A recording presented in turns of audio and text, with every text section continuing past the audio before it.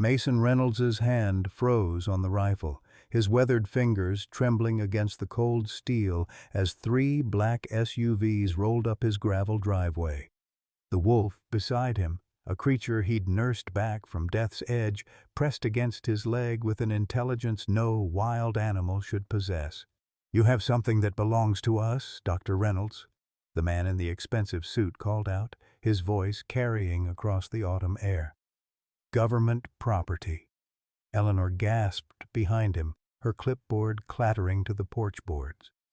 Sheriff Parker removed his hat, the gesture of a man preparing for a funeral rather than an arrest.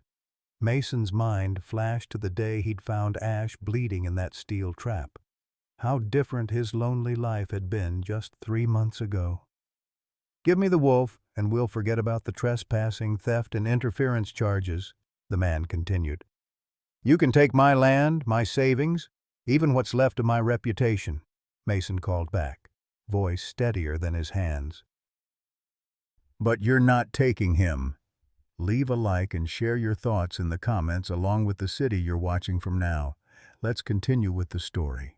3 months earlier, Mason Reynolds had been a different man, one who believed his life was effectively over at 58. The morning routine never varied. Coffee on the porch, watching the Michigan sunrise, checking traps for small game, and counting pills to manage both physical pain and memories that refused to fade. His cabin, nestled in the Upper Peninsula's dense forests, was the perfect place for a man trying to disappear. The locals in nearby Whitefish Falls knew him only as the doc who lost his license, a half-truth that followed him like a shadow. Few knew about Afghanistan, about the soldiers he couldn't save during his 3rd tour as a combat surgeon. Fewer still knew about Claire, his wife of 30 years, who'd wasted away from pancreatic cancer while he exhausted their savings on experimental treatments that never worked. And almost no one knew about Thomas, their 17-year-old son, whose hunting accident had been the first domino in Mason's cascade of losses. Mason's hands, once steady enough to perform vascular surgery under artillery fire, now shook too badly to button his flannel shirt some mornings. The official diagnosis was PTSD complicated by alcohol dependency, but Mason's private diagnosis was simpler. A case of a man who'd failed at every role that mattered. Doctor, husband, father.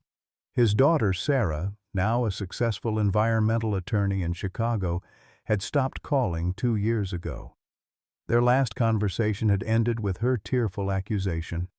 "You saved strangers in war zones, but couldn't save your own wife."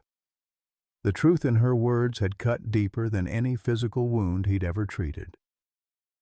The cabin itself was a reminder of better days, a vacation property bought when Mason's surgical practice was thriving, now his permanent residence after selling their suburban Detroit home to pay Claire's medical bills. The bank had sent 3 foreclosure warnings already. In 6 months, he'd likely lose this final refuge as well. His nearest neighbor, Victor Carson, lived 3 miles down the Forest Service Road, an aging cattle rancher whose family had been in the UP for generations. Their interactions were limited to curt nods when passing on the narrow dirt road. The other neighbor was Eleanor Reed's veterinary clinic, 7 miles into town, a place Mason avoided since it reminded him too much of his own lost practice. On that particular June morning, Mason had awakened from another nightmare, the same one where he was back in the field hospital, elbow deep in a young private's chest cavity, watching the life drain away beneath his hands. He'd stumbled to the porch with his first whiskey of the day, watching the mist rise off the pines as the sun crested the eastern ridge. "Another day," he muttered to himself, the toast he'd made every morning since moving to the cabin permanently. It wasn't optimism, just acknowledgement that he'd survived another rotation of the earth, whether he wanted to or not. He couldn't have known then that by sunset everything would change, that before the day ended he would make a split-second decision that would either be his final redemption or his ultimate undoing. The sound that changed Mason Reynolds' life wasn't dramatic, just a faint whimper carried on the afternoon breeze. He might have missed it entirely if not for the unusual stillness of the day. Mason had been checking his property line, more out of habit than necessity. His 12 acres bordered state forest on 2 sides, and Victor Carson's sprawling ranch on the third. The fourth side faced an old logging road that saw more wildlife than vehicles. Mason paused, tilting his head. There it was again, a sound of pain that was unmistakable to someone who'd spent decades in emergency medicine. He followed it through a stand of young birch trees, his boots crunching on last autumn's leaves. The sound led him to a small clearing where the sunlight dappled through the canopy. That's when he saw it. A large gray wolf caught in an illegal steel trap. The animal lay on its side, panting heavily, its left front leg mangled in the rusted metal teeth. Blood darkened the fur and soaked into the forest floor. The trap itself was anchored to a nearby tree, preventing escape. Mason's first instinct was retreat. His grandfather, who'd homesteaded not 20 miles from this spot, had drilled into him from childhood that wolves were not to be approached under any circumstances. "They look at you with those eyes," the old man had warned, "calculating how to tear your throat out." But this wolf wasn't calculating anything. It was dying. As Mason stepped closer, the wolf's amber eyes tracked him, showing neither fear nor aggression, just pain and something that looked unsettlingly like resignation. It made no attempt to growl or snap as Mason knelt several feet away. "Who the hell put this here?" Mason muttered. Trapping wolves had been illegal in Michigan for years. This was deliberate poaching, and on his property, no less. The wolf's breathing grew more labored. Mason recognized the signs of shock setting in. The animal wouldn't last much longer without intervention. A memory flashed through his mind. A young soldier, Private Dawson, bleeding out from a roadside bomb. Mason had worked feverishly to stop the bleeding, to repair the shattered arteries. But it hadn't been enough. He'd watched the light fade from the boy's eyes, helpless, despite all his training. "Not this time," Mason whispered, surprising himself with the determination in his voice. He returned to his cabin at a run, gathering supplies, his old medical bag, heavy leather gloves, a blanket, and a syringe of tranquilizer left over from when he'd had to put down his aging retriever the previous winter. The irony wasn't lost on him, that he was rushing to save a predator with the same urgency he once reserved for human patients. When Mason returned, the wolf had ceased struggling. Its eyes followed him, however, still alert despite its condition. Mason prepared the tranquilizer, calculating the dose based on the animal's estimated weight. "I'm going to help you," he said softly, knowing the wolf couldn't understand but feeling the need to speak anyway. "But I need you not to bite me while I do it." With careful movements, Mason approached from behind the wolf's head, out of direct bite range. He administered the tranquilizer into the animal's haunch. Within minutes, the wolf's eyes grew heavy, though they never left Mason's face. Once the animal was sedated, Mason examined the trap. It was an older model with a powerful spring mechanism. He used a sturdy branch as leverage to pry it open, wincing at the damage revealed when the wolf's leg came free. The bone was crushed in at least 2 places with extensive tissue damage. In his professional opinion, most veterinarians would recommend euthanasia. "We'll see about that," Mason muttered, gently wrapping the injured leg to minimize movement. He transferred the wolf onto the blanket and, with considerable effort, lifted the animal. Though lean from what appeared to be recent hunger, the wolf was substantial, at least 90 pounds of dead weight. The trek back to his cabin was slow and arduous. Twice, Mason had to stop and rest, his aging back protesting the load. Each time, he checked the wolf's breathing, relieved to find it stable. The sun was setting by the time he reached his cabin, bathing the clearing in golden light. Mason converted his kitchen table into an impromptu operating theater, laying out the instruments he'd kept from his medical practice, tools he hadn't touched in nearly 3 years. He scrubbed his hands thoroughly, more out of ingrained habit than necessity. The wolf lay unconscious on the table, its breathing shallow but regular. As he began cleaning the wound, Mason noticed something odd. Besides the fresh injury, the wolf bore older scars, straight, precise lines along its flank and across its skull that appeared surgical in nature. These weren't the ragged marks of territorial fights or run-ins with prey. These were deliberate. "What happened to you?" Mason murmured, fingers tracing one particularly pronounced scar that ran along the animal's skull. The leg wound required extensive cleaning. Fragments of bone had to be removed, torn blood vessels ligated. Mason worked methodically, his hands steady for the first time in months, the focus of the procedure pushing aside his usual tremors. He set the broken bones as best he could and stabilized the leg with an improvised splint fashioned from materials in his first aid kit. 3 hours later, Mason stepped back from the table, exhausted but satisfied with his work. The wolf would likely never regain full use of the leg, but it would heal. Whether the animal could survive in the wild with such an impairment was another question entirely. Mason prepared a space in the mudroom, a confined area where the wolf could recover without destroying his cabin or escaping prematurely.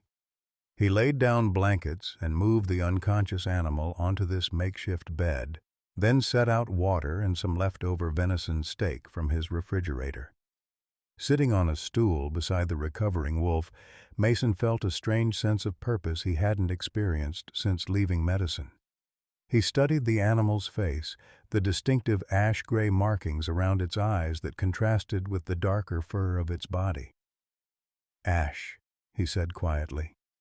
"That's what I'll call you, at least until you're well enough to go your own way." That night, Mason slept better than he had in years, without reaching for either whiskey or pills. Perhaps it was the physical exertion of the day, or perhaps it was simply having something to care for again. Whatever the reason, his sleep was deep and dreamless. He awoke at dawn to a strange sensation, the feeling of being watched. Opening his eyes, he realized the mudroom door was ajar.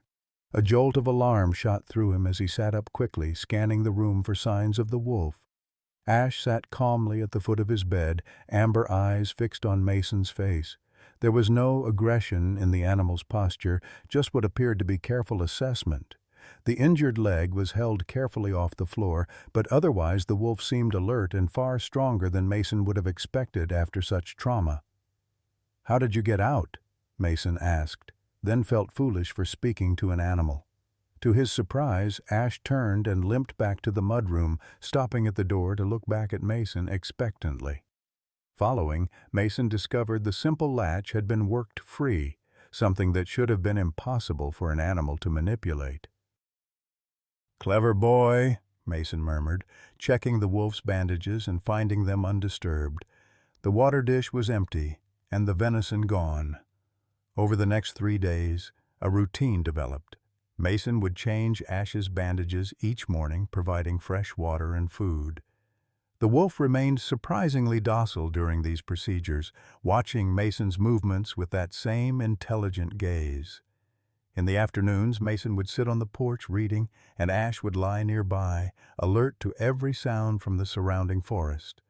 By the 4th day, Ash was putting tentative weight on the injured leg, far sooner than Mason would have expected. The wolf also showed no signs of wanting to leave, despite the mudroom door being left intentionally unlatched. On the 5th day, Mason was preparing breakfast when he dropped a fork. Before he could bend to retrieve it, Ash had limped over, picked it up in his mouth, and placed it on the counter beside Mason's hand. Mason stared at the fork, then at the wolf, who had already retreated to his usual spot by the door. "Thank you," Mason said cautiously, a chill running down his spine despite the warm June morning. That evening, Mason sat on his porch steps, nursing his first beer of the day, a significant reduction from his usual consumption. Ash lay nearby, head on paws, watching the tree line. The wolf's ears suddenly pricked forward, body tensing. A moment later, Mason heard the distant sound of an approaching vehicle on the logging road. "Expecting company?" Mason asked wryly, then frowned as Ash rose to his feet, a low growl rumbling in his throat. Sheriff Doug Parker's cruiser rolled to a stop in Mason's gravel driveway, dust billowing behind it. Mason hadn't seen Parker in months, not since that awkward encounter at the general store when the sheriff had pretended not to notice Mason shaking hands, struggling with a bottle of whiskey. "Stay," Mason murmured to Ash, who had retreated to the shadowed corner of the porch. To his surprise, the wolf complied, though his amber eyes remained fixed on the visitor, body tense. Parker stepped out of the cruiser, adjusting his hat against the afternoon sun. At 55, he carried the weary posture of a man who'd spent too many years mediating disputes between neighbors and breaking up bar fights. Mason and Parker had never been friends exactly, but they shared the unspoken camaraderie of men who'd seen too much in their respective professions. "Doc," Parker nodded, climbing the porch steps. His eyes drifted to the corner where Ash lay. "Jesus Christ," he muttered, hand instinctively moving toward his holster. "He won't hurt you," Mason said quickly. "He's injured. I've been treating him." Parker's hand remained near his weapon. "That's a wolf, Mason, not some stray dog." "I'm aware of what he is." Mason stepped between Parker and Ash. "What brings you out here, Sheriff? I doubt it's a social call." Parker's eyes remained on Ash. "Got reports of a wolf in the area. Carson's missing 2 calves from his east pasture. Says he found wolf tracks. And naturally, you assumed it was this one." Mason gestured to Ash's splinted leg. "He's been here for nearly a week, and he couldn't hunt with that leg if he wanted to." "Weak, huh?" Parker frowned. "You planning to keep a wild predator as a pet, Doc? Because that's illegal in about 6 different ways." "I'm rehabilitating him. Once he's healed, he'll be released." Parker sighed, finally looking away from Ash to meet Mason's eyes. "Look, I know things have been rough since Claire passed, and Thomas before that. But this," he gestured toward Ash, "this isn't the answer to whatever you're going through." The mention of his wife and son sent a familiar pain through Mason's chest. "I'm not going through anything, Doug. I'm a doctor, or was. I found an injured animal and I'm treating it. Nothing more." "You're not that kind of doctor," Parker countered. "And that's not just any animal. There's folks around here who've lost livestock to wolves. They're organizing hunting parties now that the protection laws have been relaxed. Just last month, the state approved limited wolf hunting in the UP. "On what grounds?" Mason demanded, anger flaring. "Predator control, livestock protection. It was Carson who pushed it through the county commission." Parker lowered his voice. "I'm not saying I agree with it, but that's how things stand. If anyone spots this wolf, they won't ask questions before shooting." Mason felt a surge of protectiveness he hadn't experienced since his son's accident. "Then I'll keep him out of sight until he's healed." Parker removed his hat, running a hand through his thinning hair. "There's something else. Some men were asking about wolf sightings in town yesterday. Suits, not hunters, driving black SUVs with government plates. Said they were from some outfit called Westlake Bioresearch. Claimed they were conducting a wildlife monitoring program." Beside Mason, Ash had gone very still, his eyes fixed on Parker with an intensity that seemed almost human. "What did you tell them?" Mason asked. "Nothing to tell. Hadn't heard about any wolves until Carson called this morning." Parker replaced his hat. "But they left cards, asked folks to call if they spotted anything, offering rewards too." Mason nodded slowly, filing the information away. "I appreciate the heads up." Parker stepped off the porch, then turned back. Mason, whatever you're doing here, just be careful. This isn't a stray dog you can nurse back to health and keep. Wolves aren't pets. I'm well aware, Mason replied. As Parker's cruiser disappeared down the dirt road, Mason turned to find Ash watching him, head tilted slightly as if in question. Looks like you might be more trouble than I thought, Mason told the wolf, who blinked slowly in response. That evening, Mason searched online for information about Westlake Bioresearch. The company appeared legitimate enough, a private research contractor with government ties, specializing in advanced biological solutions and wildlife management innovation. Their website featured sleek laboratories and professional scientists, but provided few specifics about their actual work. What caught Mason's attention was a small news item from 3 months earlier. Westlake Bioresearch opens new field station near Marquette for wolf population studies. The facility was less than 50 miles from Mason's cabin. Coincidence? Mason muttered, glancing at Ash, who had positioned himself near Mason's feet as he worked at the laptop. The next morning, Mason decided he needed supplies, both for himself and his unexpected guest. The wolf was eating him out of house and home, and Mason's meager pantry wasn't designed to feed a large carnivore. "I'm going into town," he told Ash, feeling slightly ridiculous for explaining his plans to an animal. "Stay inside. Stay out of trouble." Ash seemed to understand, retreating to the mudroom where he curled up on his blanket. Whitefish Falls was a small town of barely 2,000 souls, with a single main street lined with the essential businesses: a general store, a diner, a hardware store, and at the far end, Eleanor Reed's veterinary clinic. Mason typically avoided town as much as possible, tired of the sidelong glances and hushed conversations that followed him. Today, however, he had no choice. The bell above the general store door jangled as Mason entered. Martha Winters, who'd run the place for 30 years, looked up from her crossword puzzle with surprise. "Dr. Reynolds?" she said, using his title despite knowing he'd lost his license. It was one of the small kindnesses that made Martha more tolerable than most locals. "Don't usually see you twice in 1 month." "Need some extra supplies," Mason said, grabbing a basket and heading for the meat section. As he loaded his basket with more protein than he'd purchased in months, he became aware of hushed voices from the next aisle. "Definitely wolf tracks. Carson's offering $500 to anyone who gets it. My cousin in Marquette says they took down 3 already this season. Says the state's practically encouraging it now.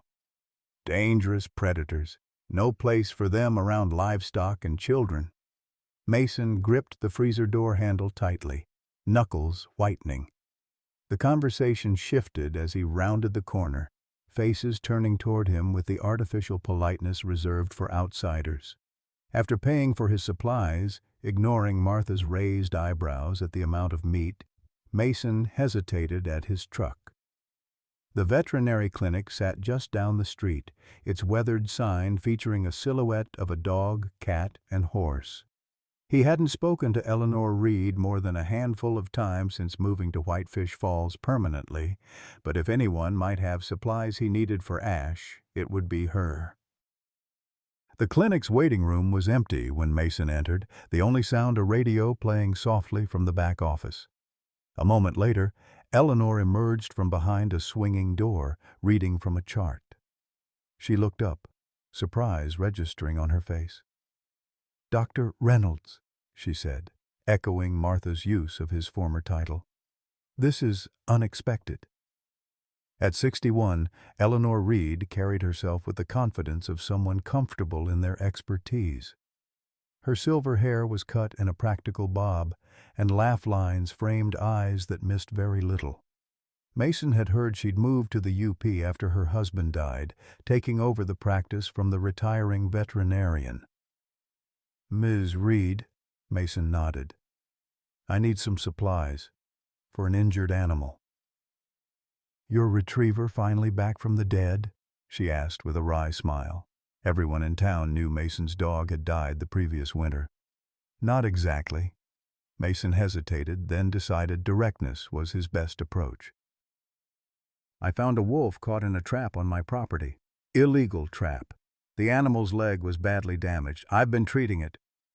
Eleanor's professional demeanor shifted instantly to alert interest. You've been treating a wild wolf? For how long? Almost a week. The leg's improving, but I could use some proper bandaging supplies, antibiotics, maybe pain management. Eleanor studied him for a long moment, then gestured for him to follow her into the back office. Once the door closed behind them, she turned to face him. You realize keeping a wolf is illegal without proper licensing? I'm not keeping it, Mason countered. I'm rehabilitating it until it can be released, which would also require proper licensing and facilities. She crossed her arms. Let me see your hands. The request caught Mason off guard. What? Your hands, Doctor. Show me. Reluctantly, Mason held out his hands. They were steady, had been steady since he'd started working on Ash. Eleanor nodded as if confirming something to herself. The tremors are gone. Mason withdrew his hands, uncomfortable with her observation. About those supplies, I'll get you what you need, she said. But I want to see this wolf first. Professional curiosity, if nothing else. Mason hesitated. I don't think that's a good idea. It's the only idea if you want those supplies, Eleanor countered firmly. I close at 5. I'll follow you out there. Recognizing the futility of arguing, Mason nodded. Fine. 5 o'clock. As promised, Eleanor's truck appeared in Mason's rearview mirror as he drove home that afternoon. The sun was beginning its descent toward the western tree line, casting long shadows across the gravel drive. Mason entered the cabin first, calling out, Ash, I'm back. There was no sign of the wolf in the main room or the mudroom. Panic flickered through Mason. Had Ash somehow escaped? Was Parker right about wild animals? Ash, he called again, more urgently. Eleanor stepped into the cabin behind him, glancing around at the sparse furnishings and unwashed dishes. You named the wolf? Before Mason could respond, a thump from the bedroom drew their attention. Ash appeared in the doorway, limping slightly but moving with increasing confidence on his injured leg. He froze at the sight of Eleanor, hackles rising slightly. It's okay, Mason said quietly. She's here to help.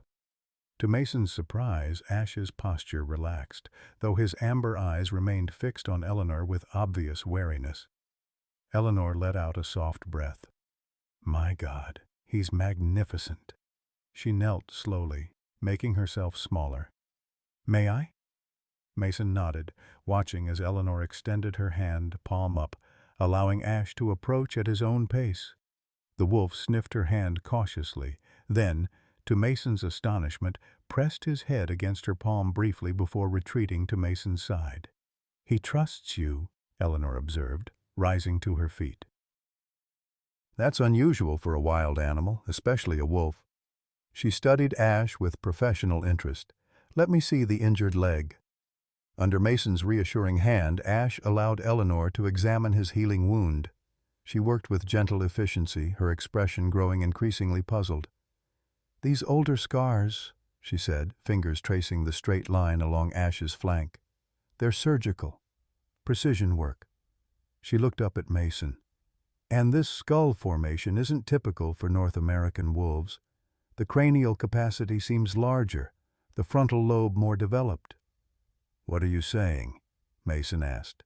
Eleanor sat back on her heels. I'm saying this isn't just any wolf. He's been altered somehow. She reached into her bag, pulling out a small handheld scanner. Let me check for a microchip. The scanner beeped almost immediately when passed over Ash's shoulder. Eleanor frowned at the readout. It's encrypted, but there's identification information. WL7, belonging to... She looked up at Mason, expression grave. Westlake Bioresearch. Mason felt a chill run through him. The same people Parker mentioned were asking around town. "This isn't a wild wolf at all," Eleanor said quietly. "He's an escaped research animal." Ash had moved to the window, staring out at the lengthening shadows with obvious tension in his body. "Research for what?" Mason asked. Eleanor shook her head. "I can't say for certain, but Westlake has government contracts for all sorts of biological research, some of it classified." She hesitated. "There have been rumors about their work with predator species, intelligence enhancement, behavioral modification." "That's why he's so different," Mason murmured. "The way he watches, how he seems to understand." "If he escaped from their facility, they'll want him back," Eleanor warned. "Research subjects represent significant investment." "He's not going back," Mason said with sudden firmness. "You didn't see the state he was in when I found him. That trap wasn't an accident. Someone was hunting him specifically." Eleanor studied Mason's face. "You've changed, Dr. Reynolds. A month ago you could barely look people in the eye at the grocery store. Now you're ready to go to war over a wolf." Mason had no response to that observation. It was true. Something had shifted in him since finding Ash. A purpose had returned, a reason to get up in the morning beyond mere existence. "I'll help you," Eleanor said finally, reaching into her bag for supplies. "Not just with the medical needs, but you need to understand what you're getting into. Westlake has connections, resources, and if they want their property back, they won't stop easily." As if understanding her words, Ash returned to Mason's side, pressing against his leg in a gesture that seemed almost protective. That night, after Eleanor had left with a promise to return in 2 days, Mason sat on his porch watching the stars emerge. Ash lay beside him, head on paws, seemingly content despite the day's revelations. "What did they do to you?" Mason asked softly, running his hand along the wolf's thick fur. "And why are you so determined to stay with a broken-down old doctor?" Ash lifted his head, those amber eyes meeting Mason's with an intelligence that no longer seemed surprising. In that moment, Mason made a decision that would irrevocably change the course of his remaining years. "They're not taking you back," he promised the wolf.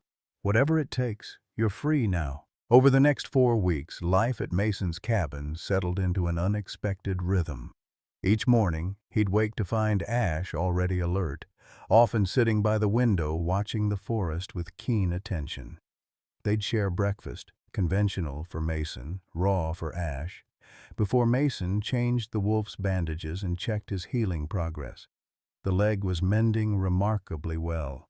What should have taken months of rehabilitation seemed to be progressing in weeks. By the end of the first month, Ash was putting full weight on the limb, though he still favored it slightly when running. And run he did, but never far. Mason had begun leaving the cabin door open during the day, giving Ash freedom to come and go.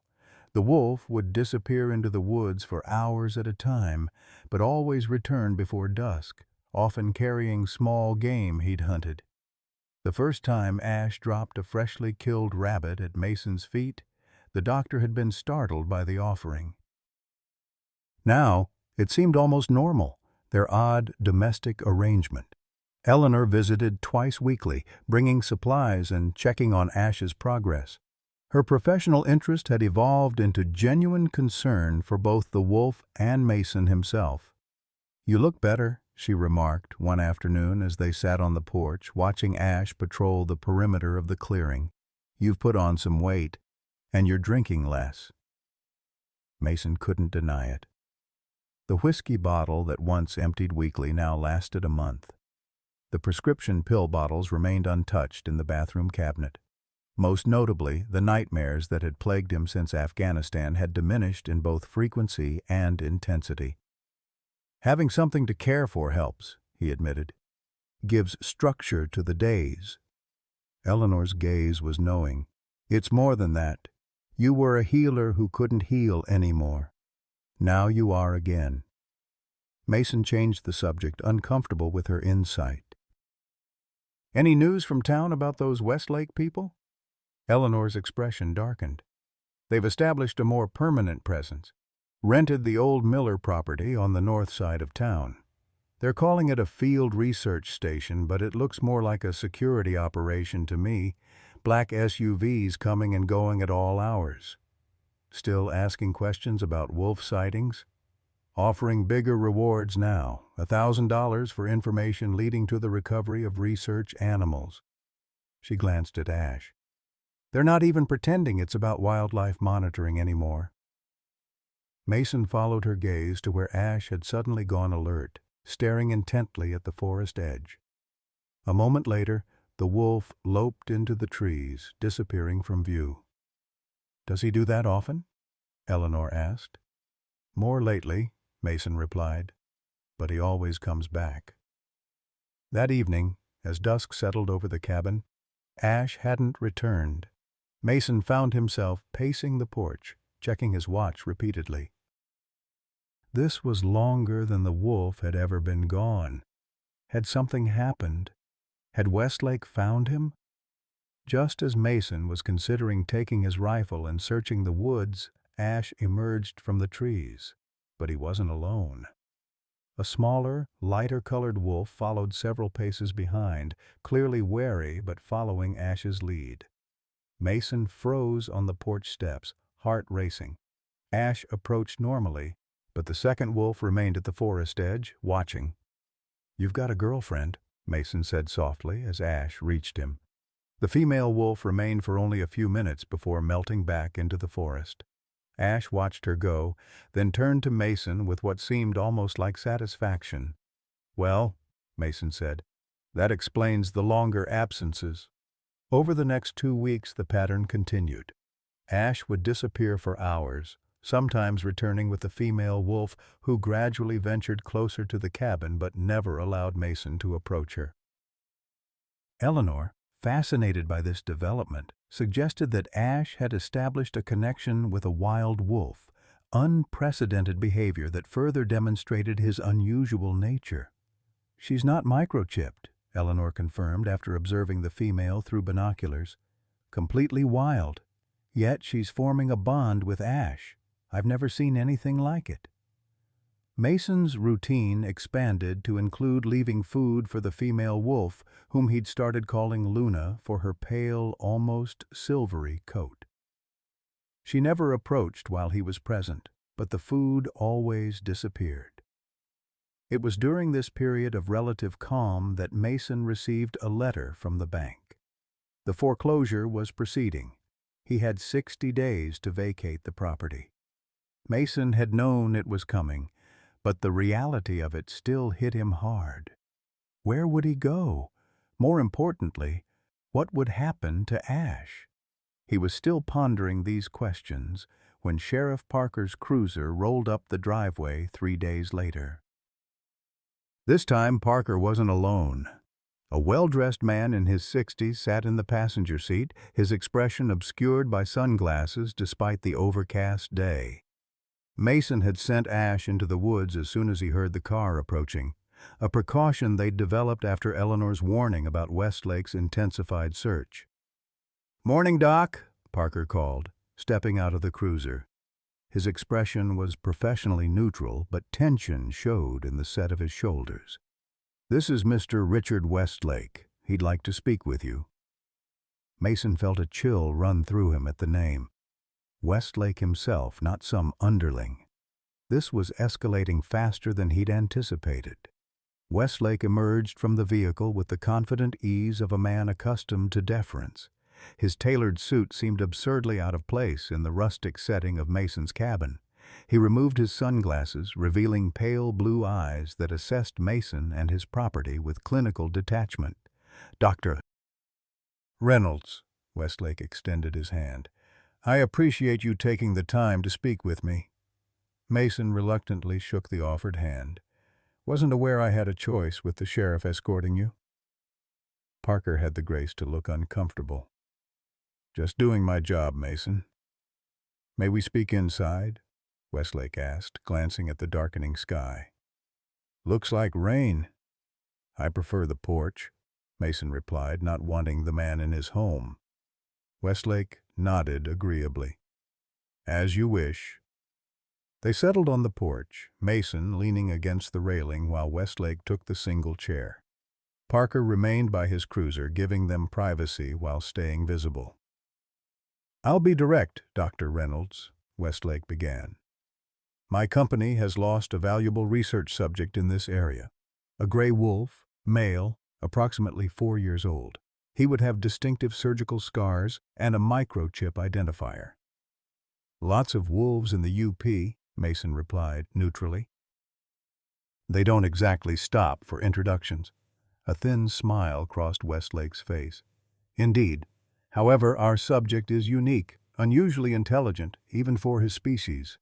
We've been tracking him for some time, and our data suggests he's been in this vicinity." He paused, studying Mason's expression.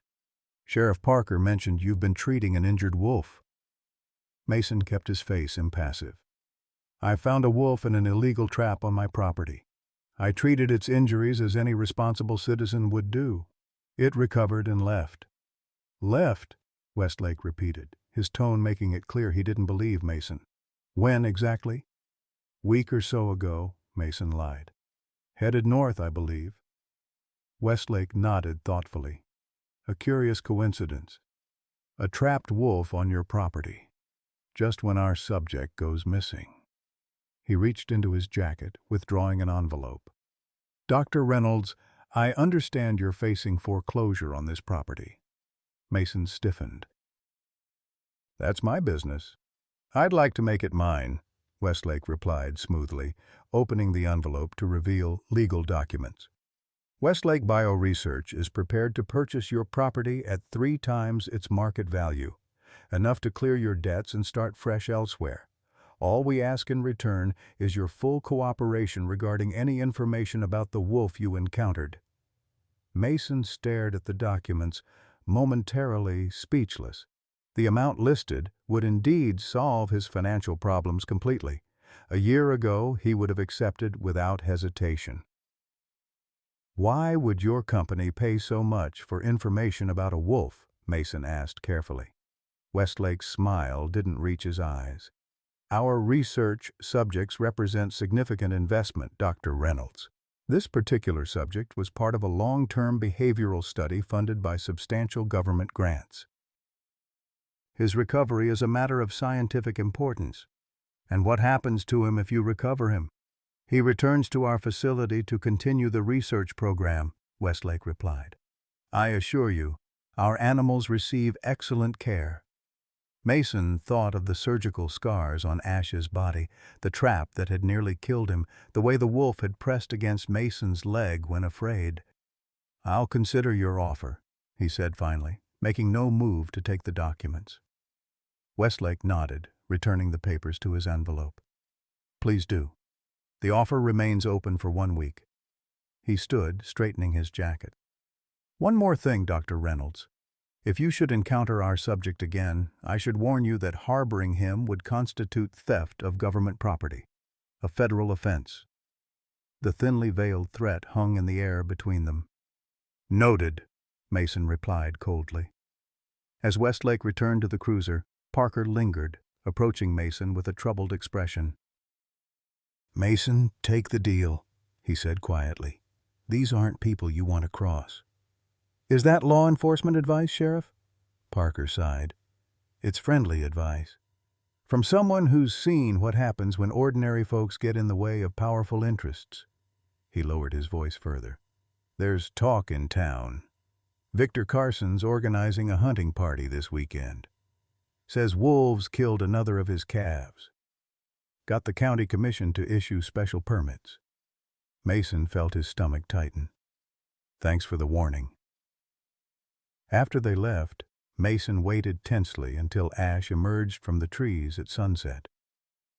The wolf approached cautiously, sniffing the air where Westlake had stood, a low growl building in his throat. "Yeah, I didn't like him either," Mason murmured, kneeling to ruffle the thick fur behind Ash's ears. "But we've got bigger problems now." That night, Mason called Eleanor on his rarely used landline. She arrived within the hour, her usual calm demeanor shaken by his news. Richard Westlake himself came here? She repeated, pacing Mason's small living room. That's unprecedented. They must be desperate to recover Ash. The question is why, Mason said. What makes him so special that the CEO would personally offer to buy my property? Eleanor hesitated, her expression troubled. There's something I haven't told you, Mason. Something I learned recently about Westlake's research. Mason went still. What is it? A colleague at the state university shared some information. Westlake's government funding isn't just for wildlife studies. They're researching cognitive enhancement in predator species, wolves specifically. Cognitive enhancement? You mean making them smarter? Eleanor nodded. The goal appears to be developing animals with enhanced intelligence for military applications. Search and rescue, perimeter security, even combat scenarios where conventional forces would be at risk. Mason looked at Ash, who lay near the fireplace, apparently dozing but with one ear turned toward their conversation. That would explain his unusual behavior, the problem-solving abilities. It would, Eleanor agreed. But there's more. My colleague suggested the program has ethical concerns. The methods used to enhance these animals, she trailed off, looking troubled, are inhumane, Mason finished grimly. The rumor is that most subjects don't survive the procedures. Those that do often develop neurological problems later. Eleanor knelt beside Ash, gently stroking his fur. If Ash is one of the few successes, that would explain Westlake's personal interest. Mason processed this information silently, anger building within him. He's not going back there, he said finally. I don't care what it costs me. Eleanor studied him, her expression softening. You know, when you first moved here permanently, people said you were running away from something, but I think you were waiting for something to run toward. She glanced at Ash. And maybe you found it. The following morning, Mason woke to find Sarah's name on his ringing phone, his daughter who hadn't called in over 2 years. His hand hovered over the device, momentarily paralyzed by surprise before answering. Sarah? Dad? Her voice was distant, formal. I got a call from a man named Richard Westlake. He says he's interested in buying your property. Mason's grip tightened on the phone. He contacted you? He said he was having trouble reaching you directly. Wanted to know if I had power of attorney or any legal interest in the property. She paused. Dad, what's going on? Are you in some kind of trouble?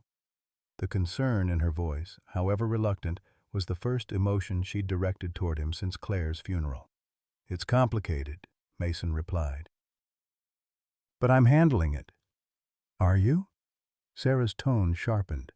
Because it sounds like you're about to lose the cabin, and now there's some pharmaceutical executive trying to buy it through me. Westlake isn't pharmaceutical, Mason corrected automatically. They're something else. A heavy silence fell between them. Finally, Sarah spoke again, her voice softer. Mom loved that cabin. She wouldn't want you to lose it. The mention of Claire sent a familiar ache through Mason's chest. No, she wouldn't. I could help, Sarah offered hesitantly. Financially, I mean, until you get back on your feet. The offer stunned Mason. Sarah, don't make it a big deal, she cut him off quickly. Just tell me what's really happening with this Westlake situation. Mason glanced at Ash, who had appeared in the doorway, watching him with those intelligent eyes. Can you come up here? It's better explained in person. Another long pause. I have a conference in Chicago next weekend. I could drive up after. She sounded uncertain, as if already regretting the offer. I'd like that, Mason said, surprised to find he meant it. After ending the call, Mason sat heavily on the edge of his bed, emotions he'd suppressed for years threatening to surface.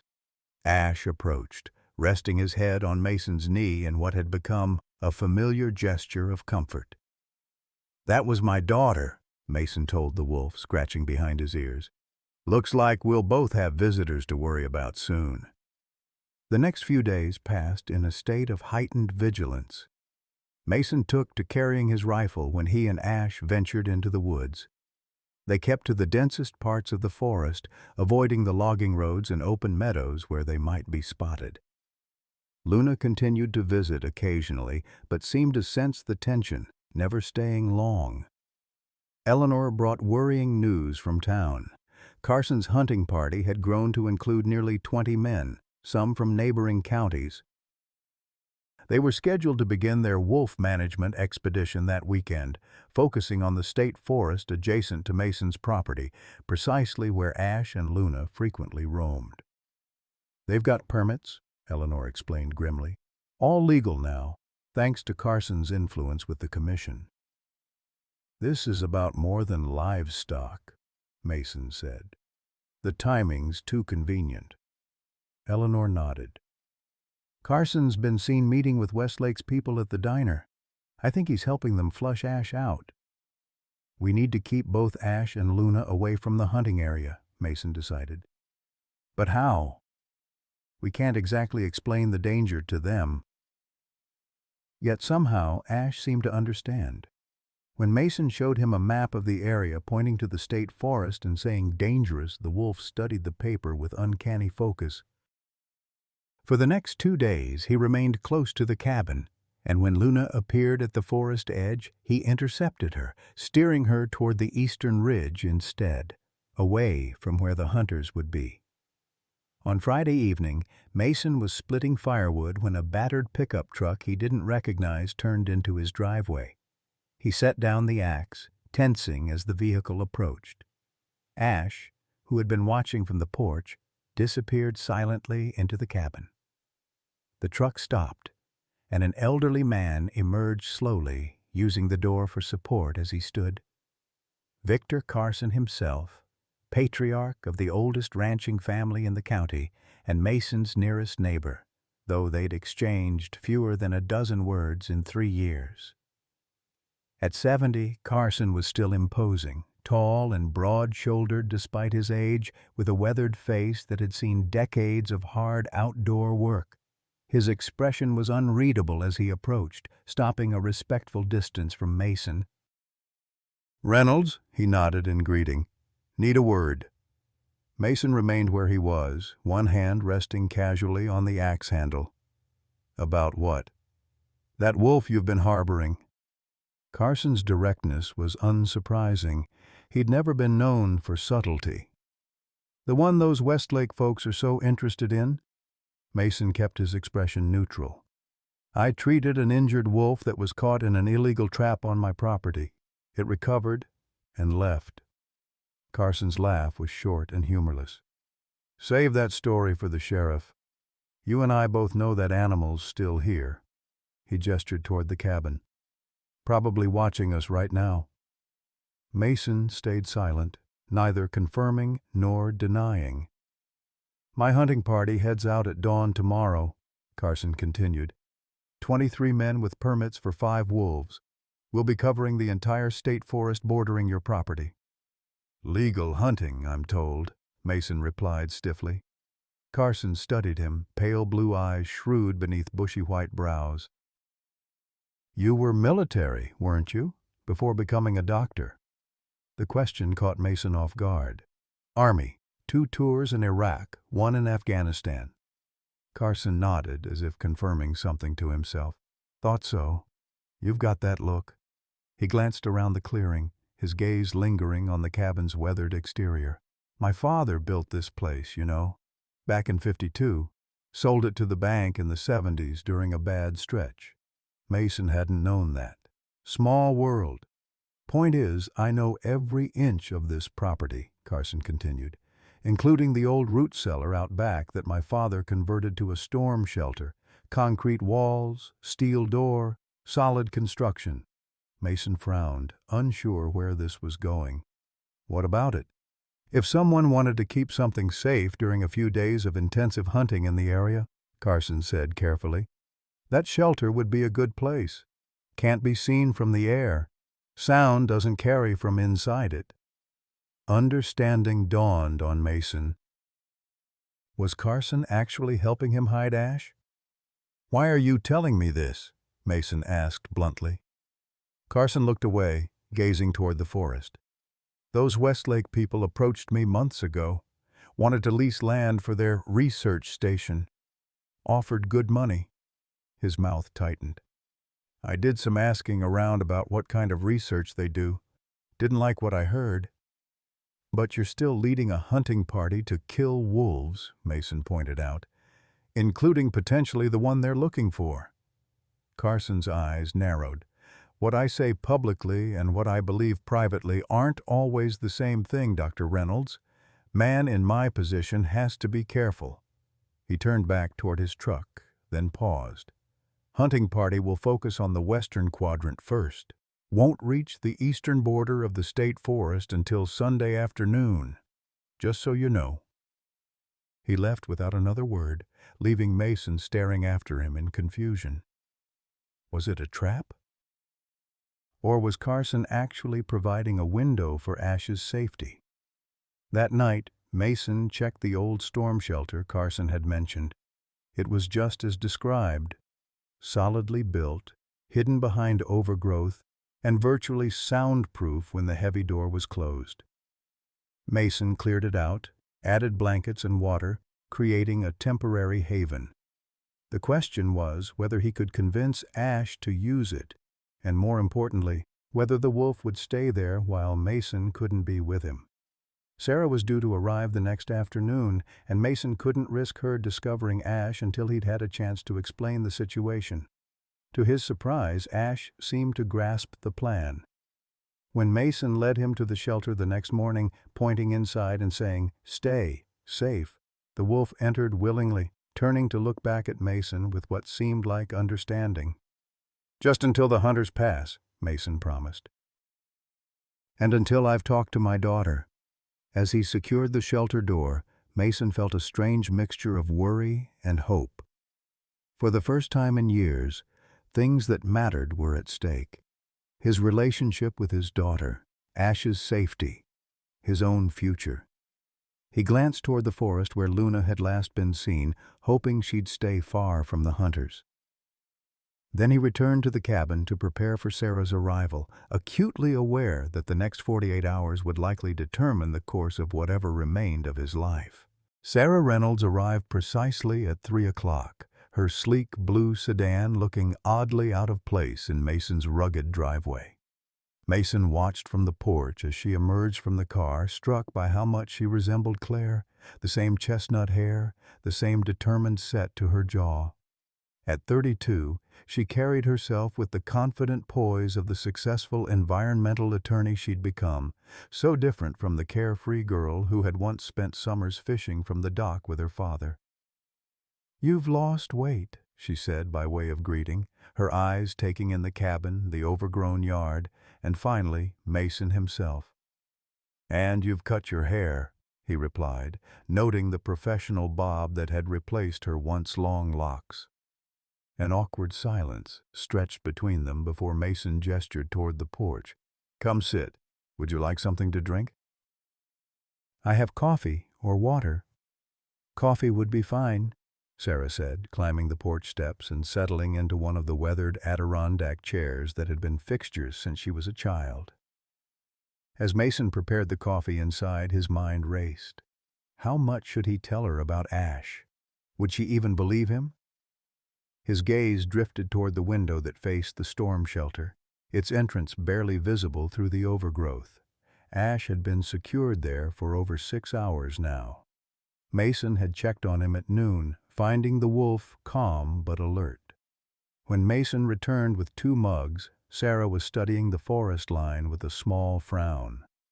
"I heard gunshots on my drive in. Someone hunting?" Mason's hands tightened imperceptibly around the mugs. "Victor Carson organized a wolf hunt, got special permits from the county commission." Sarah's expression darkened. "Wolves are still recovering in this region. There's no ecological justification for a hunt. Tell that to Carson. Claims they're killing his livestock. And are they? Sarah asked, lawyer sharp. Mason shrugged. Some calves have gone missing. Could be wolves, could be coyotes, could be Carson selling them off books and blaming predators for the insurance. Sarah's lips twitched in what might have been a suppressed smile, the first hint of warmth since her arrival. She accepted the coffee, wrapping her hands around the mug. So, Westlake Bio Research. Want to tell me why their CEO is so interested in your property? Mason took a deep breath. This was it, the moment to decide how much to reveal. It's complicated. I've got time, Sarah replied evenly. Mason studied his daughter's face, searching for the right approach. Direct honesty had always worked best with Sarah, even as a child. About 2 months ago, I found a wolf caught in a trap on the property. He was badly injured, would have died without intervention. I treated him, helped him recover. Sarah's brow furrowed. You performed veterinary medicine on a wild wolf? I'm still a doctor, Sarah. The principles aren't that different. She let that pass without comment. And this relates to Westlake how? The wolf had surgical scars. Precision work, nothing that would happen in the wild. And a microchip identifying him as property of Westlake Bio Research. Mason paused, watching his daughter's expression shift from skepticism to interest. He's not an ordinary wolf. He's intelligent, far beyond what's normal for the species. Eleanor Reed, the local vet, thinks he was part of some kind of behavioral research program. And Westlake wants him back, Sarah concluded. Hence the generous offer for your property. Mason nodded. They're claiming he's valuable government property, that harboring him is a federal offense. Sarah set down her mug, her attorney persona taking over. Let me get this straight. You treated an injured animal, discovered it was someone's research subject, and now they're threatening you with federal charges? She frowned. That doesn't add up. Research animals are regulated under the Animal Welfare Act. They can't just be claimed as property in the conventional sense. Unless the research falls under certain government exceptions, Mason countered. Military applications, for instance. Sarah's eyes narrowed. Is that what you think this is? Military research? I think it's something Westlake doesn't want scrutinized too closely, Mason replied. Something worth bribing me, threatening me, and apparently enlisting Carson to help flush the wolf out with his hunting party. Sarah was silent for a long moment, processing this information. Where is the wolf now? The directness of the question caught Mason off guard. Safe, he answered carefully. Here? Sarah pressed. On the property? Mason met his daughter's gaze steadily. Yes. Sarah pushed back from the table, running a hand through her hair in a gesture so reminiscent of Claire that Mason felt his chest tighten. Dad, do you realize what you're admitting to? If what you're saying about Westlake is true, you're essentially harboring stolen government property. That's not just trespassing or wildlife violations, that's federal territory. He's not property, Mason said quietly. He's a living creature who was being experimented on, who escaped, who nearly died in a trap that I suspect was set specifically to recapture him. That's not how the law will see it, Sarah countered. Then maybe the law is wrong, Mason replied. A flash of the old stubbornness Sarah remembered from childhood arguments. To his surprise, Sarah laughed, a short, genuine sound that momentarily bridged the years between them. God, you sound exactly like you did when I wanted to drop out of pre-med. The establishment isn't always right, Sarah. Mason smiled faintly. And I was right then, wasn't I? Law suits you better than medicine ever would have. The moment of connection hung between them, fragile but real. Sarah's expression softened slightly. I need to see this wolf, to understand what we're dealing with. Mason hesitated. Sarah, he's not a pet. He's a wild animal, even with his unusual intelligence. I'm not asking to pet him, Dad. I need to see what Westlake is so desperate to recover. Professional assessment. Mason recognized the determined set of her jaw, the same expression she'd worn when arguing cases before the bench, according to the newspaper clippings he still collected about her career. He nodded slowly. "All right, but we wait until dusk. Less chance of Carson's hunters spotting us." As they waited for evening to fall, an uneasy truce settled between father and daughter. Sarah inspected the cabin, noting the unpaid bills on the counter, the medical textbooks still lining the shelves, the single photo of their family, Mason, Claire, Sarah, and Thomas, taken the summer before Thomas's accident. She picked it up, studying her brother's smiling face. "I still dream about him sometimes," she said quietly. "Always the same dream. He's trying to tell me something important, but I can't hear him." Mason's throat tightened. They so rarely spoke of Thomas. "I hear his laugh. In the wind sometimes, or when the screen door slams a certain way." Sarah replaced the photo carefully. "Do you think Mom would understand what you're doing with this wolf?" "Your mother championed lost causes her whole life," Mason replied. "She'd probably have the wolf living in the house and filing a class action lawsuit on behalf of all research animals by now." A ghost of a smile touched Sarah's lips. "You're probably right." As dusk approached, the sound of gunshots from the state forest had faded. Mason checked his watch.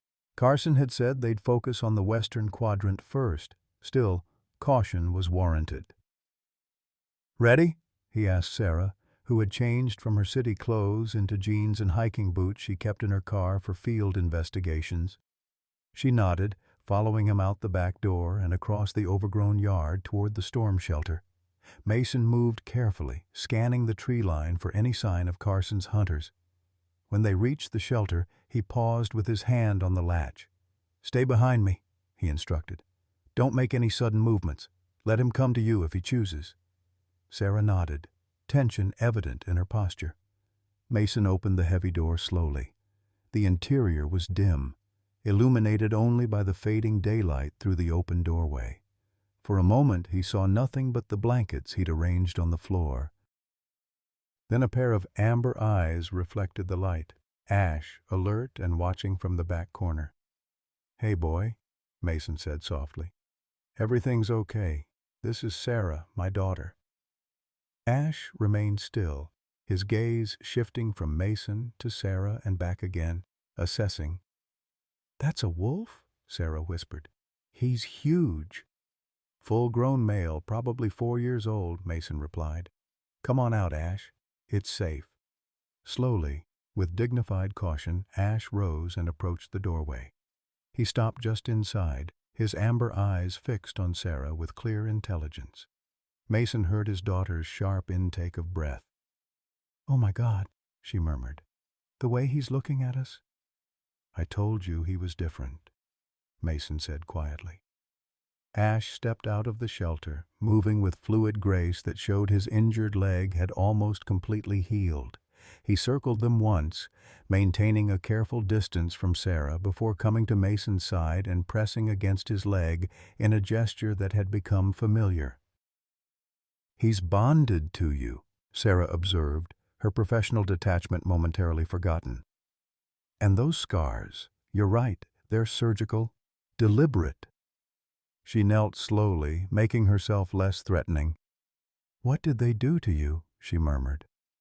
Ash watched her, head slightly tilted, with an attention that seemed almost human in its focus. "Can I see the microchip information?" Sarah asked, not taking her eyes off the wolf. Mason reached into his pocket for the paper where Eleanor had written down the details from her scanner. WL7, that's all it showed. WL7, Sarah repeated thoughtfully.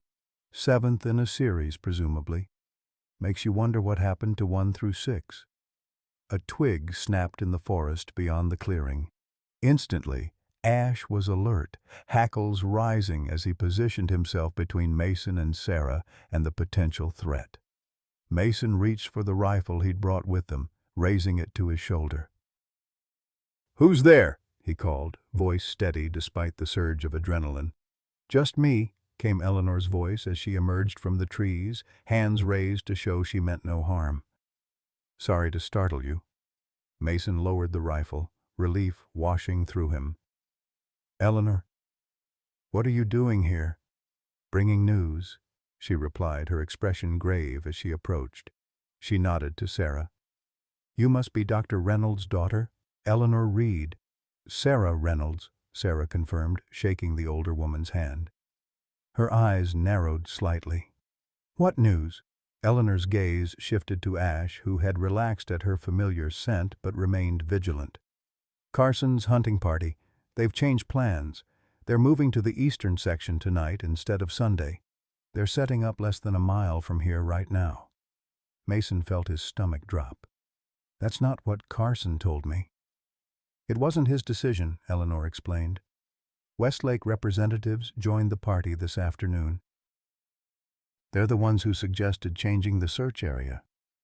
They know, Mason said quietly. Somehow, they know Ash is here. Sarah looked between them, her legal mind racing.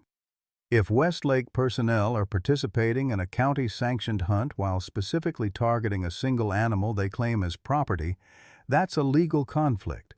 The permits are for wildlife management, not recovery of research subjects. I doubt they care about the legal niceties at this point, Mason replied grimly. They want Ash back, whatever it takes. And there's more, Eleanor added, her voice lowering. I overheard two of the Westlake men talking. They mentioned a female subject that's been seen with WL7. Mason's blood ran cold. Luna. If they find her, Eleanor continued, they intend to capture her as well. Apparently, the possibility of offspring from WL7 is of particular interest to them. Offspring?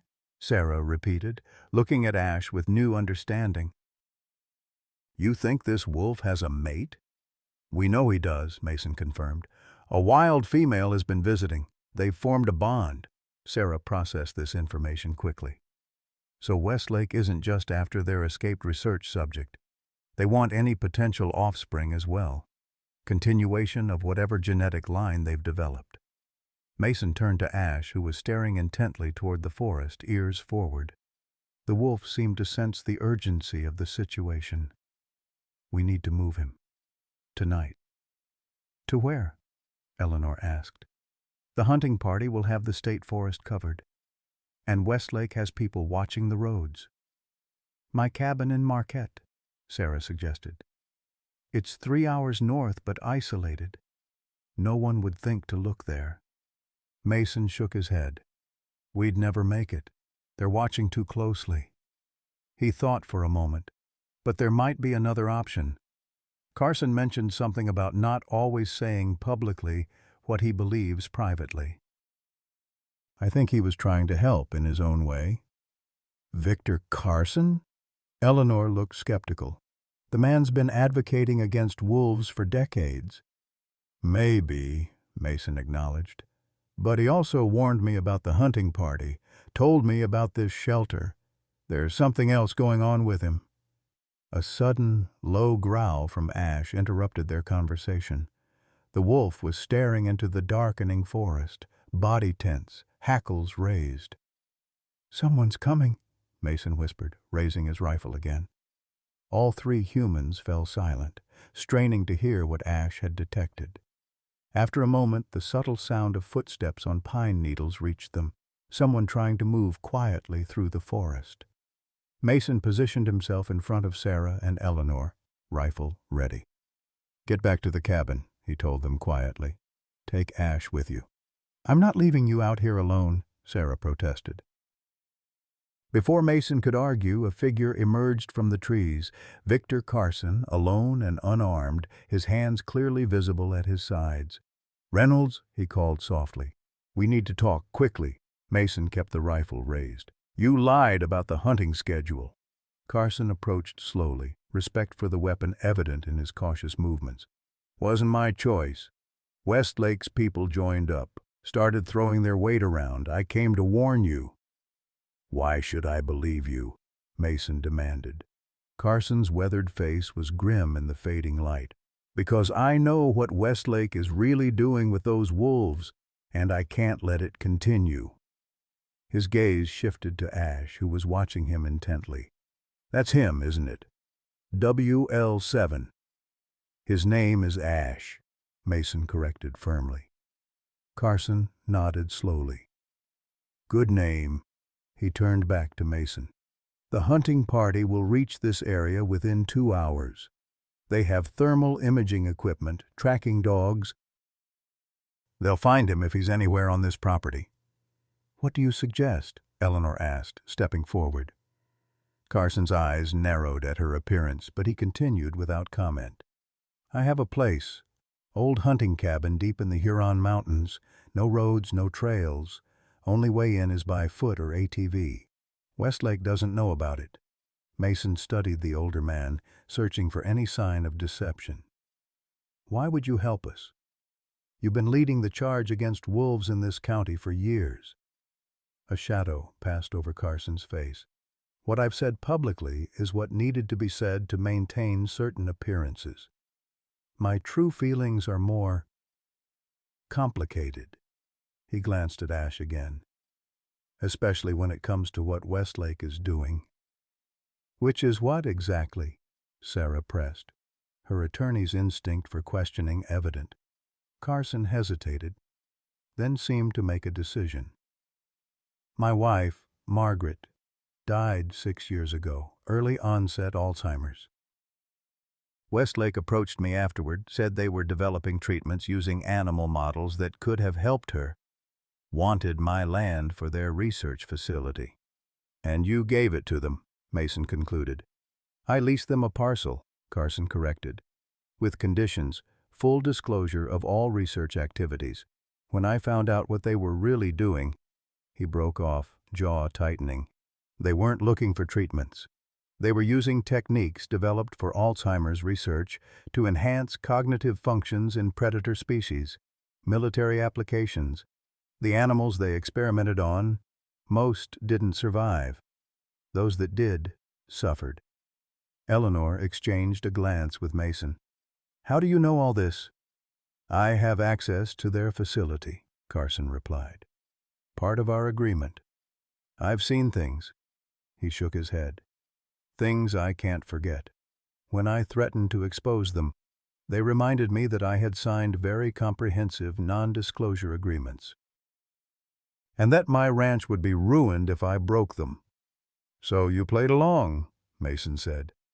Maintained your anti-wolf stance publicly while secretly opposing their work. Carson's expression hardened. I've done what I could, warning you about the shelter, making sure certain wolves escaped during previous hunts. His gaze returned to Ash. But this one is special to them. They won't stop looking. Ash had moved closer during this exchange, studying Carson with that unnerving intelligence. To everyone's surprise, the wolf approached the old rancher, sniffing his extended hand before allowing a brief touch to his head. He remembers you, Mason realized. You've helped him before. Carson nodded slowly. I was there when he escaped. Left a door unlocked at a convenient time. He straightened, urgency returning to his manner. But there's no time for this now. They're getting closer. You need to decide if you'll trust me enough to move him tonight. Mason looked at Sarah, then Eleanor, gauging their reactions. Sarah gave a small nod. She believed Carson's story. Eleanor looked more hesitant but didn't object. What about Luna?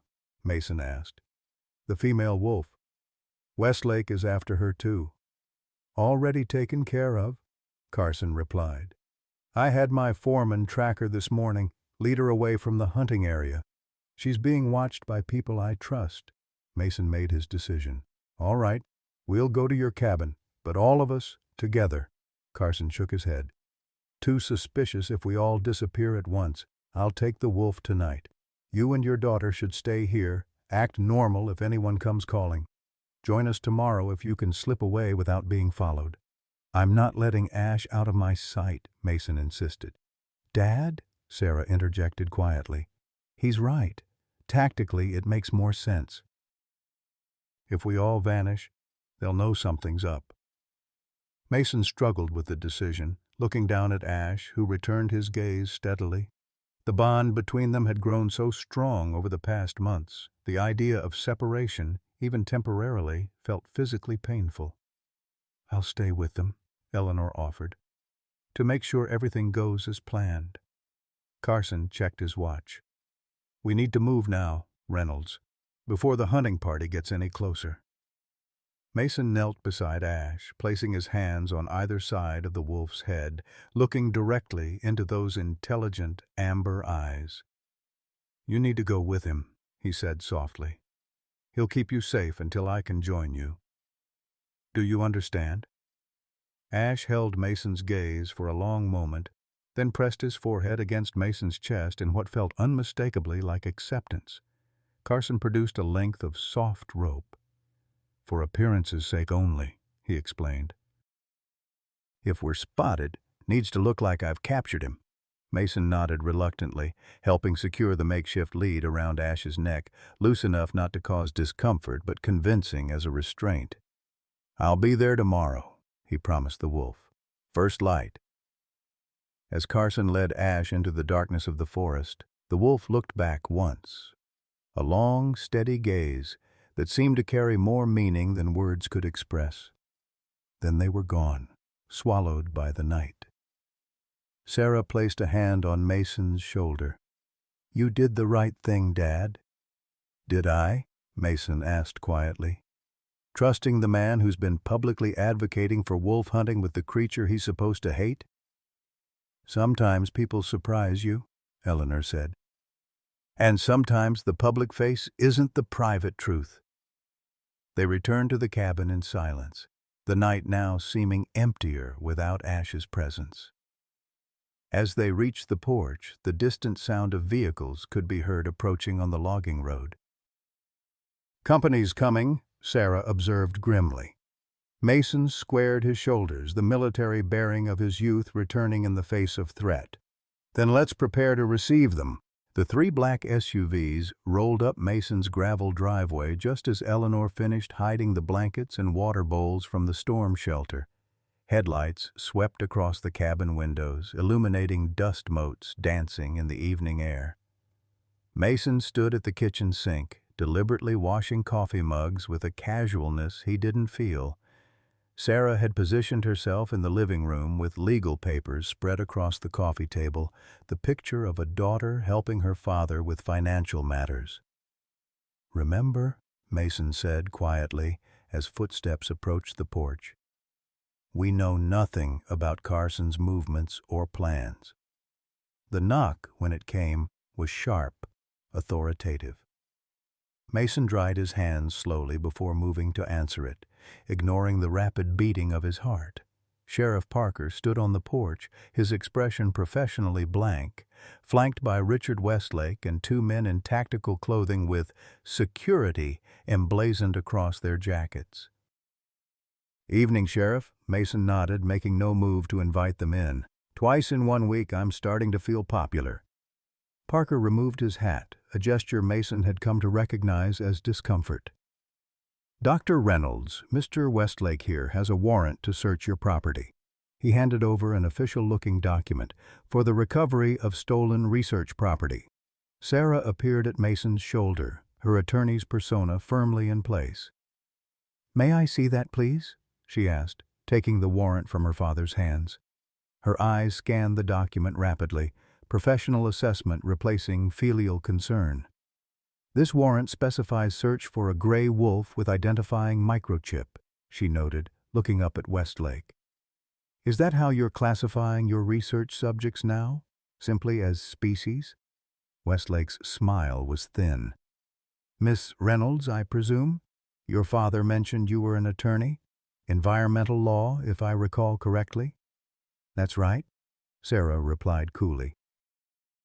"Which means I'm intimately familiar with the laws governing protected species and research animals. Then you'll understand the legal foundation for this warrant," Westlake countered smoothly. "Now, if you'll step aside, my team needs to conduct their search." Mason placed a restraining hand on Sarah's arm as she opened her mouth to object further. "Let them look," he said quietly.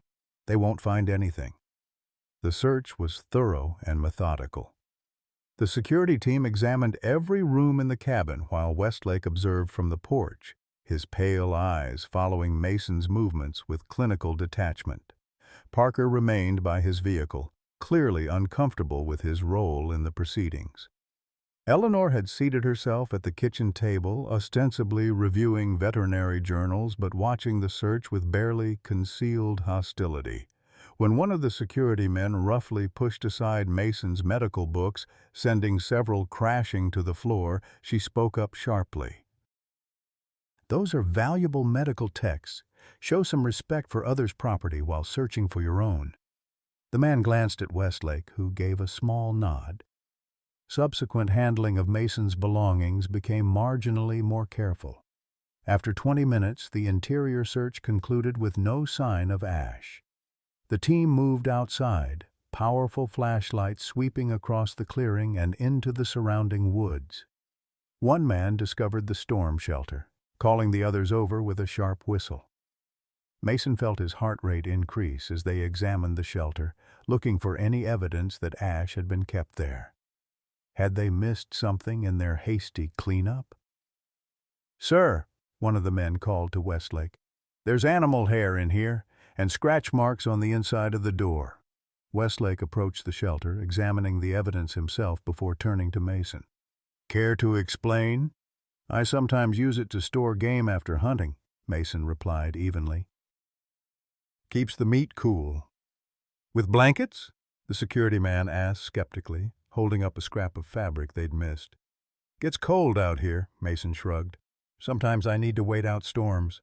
Westlake's expression made it clear he didn't believe the explanation, but the evidence was circumstantial at best. He conferred quietly with his team before returning to where Mason, Sarah, and Eleanor stood watching. "Dr. Reynolds, our tracking dogs have picked up a scent trail leading northwest into the state forest," Westlake said. "A wolf's scent, accompanied by a human. The trail is fresh, within the last hour. Would you know anything about that?" Mason kept his expression neutral. "As I told you before, the wolf I treated left some time ago. As for people moving through my property, I can't account for the comings and goings of every hunter or hiker in these woods." "Interesting," Westlake mused. "Because the human scent has been identified by our handlers as belonging to Victor Carson." The revelation hung in the air between them. Mason maintained his composure, though internally he cursed the tracking dog's efficiency. He'd hoped for more time before Carson's involvement was discovered. "Carson was here earlier," Mason admitted, calculating that a partial truth might be more convincing. "Came by to tell me about the hunting party's change of plans, said they'd be in this area tonight instead of Sunday. And after delivering this message, he headed into the state forest rather than rejoining his hunting party," Westlake pressed.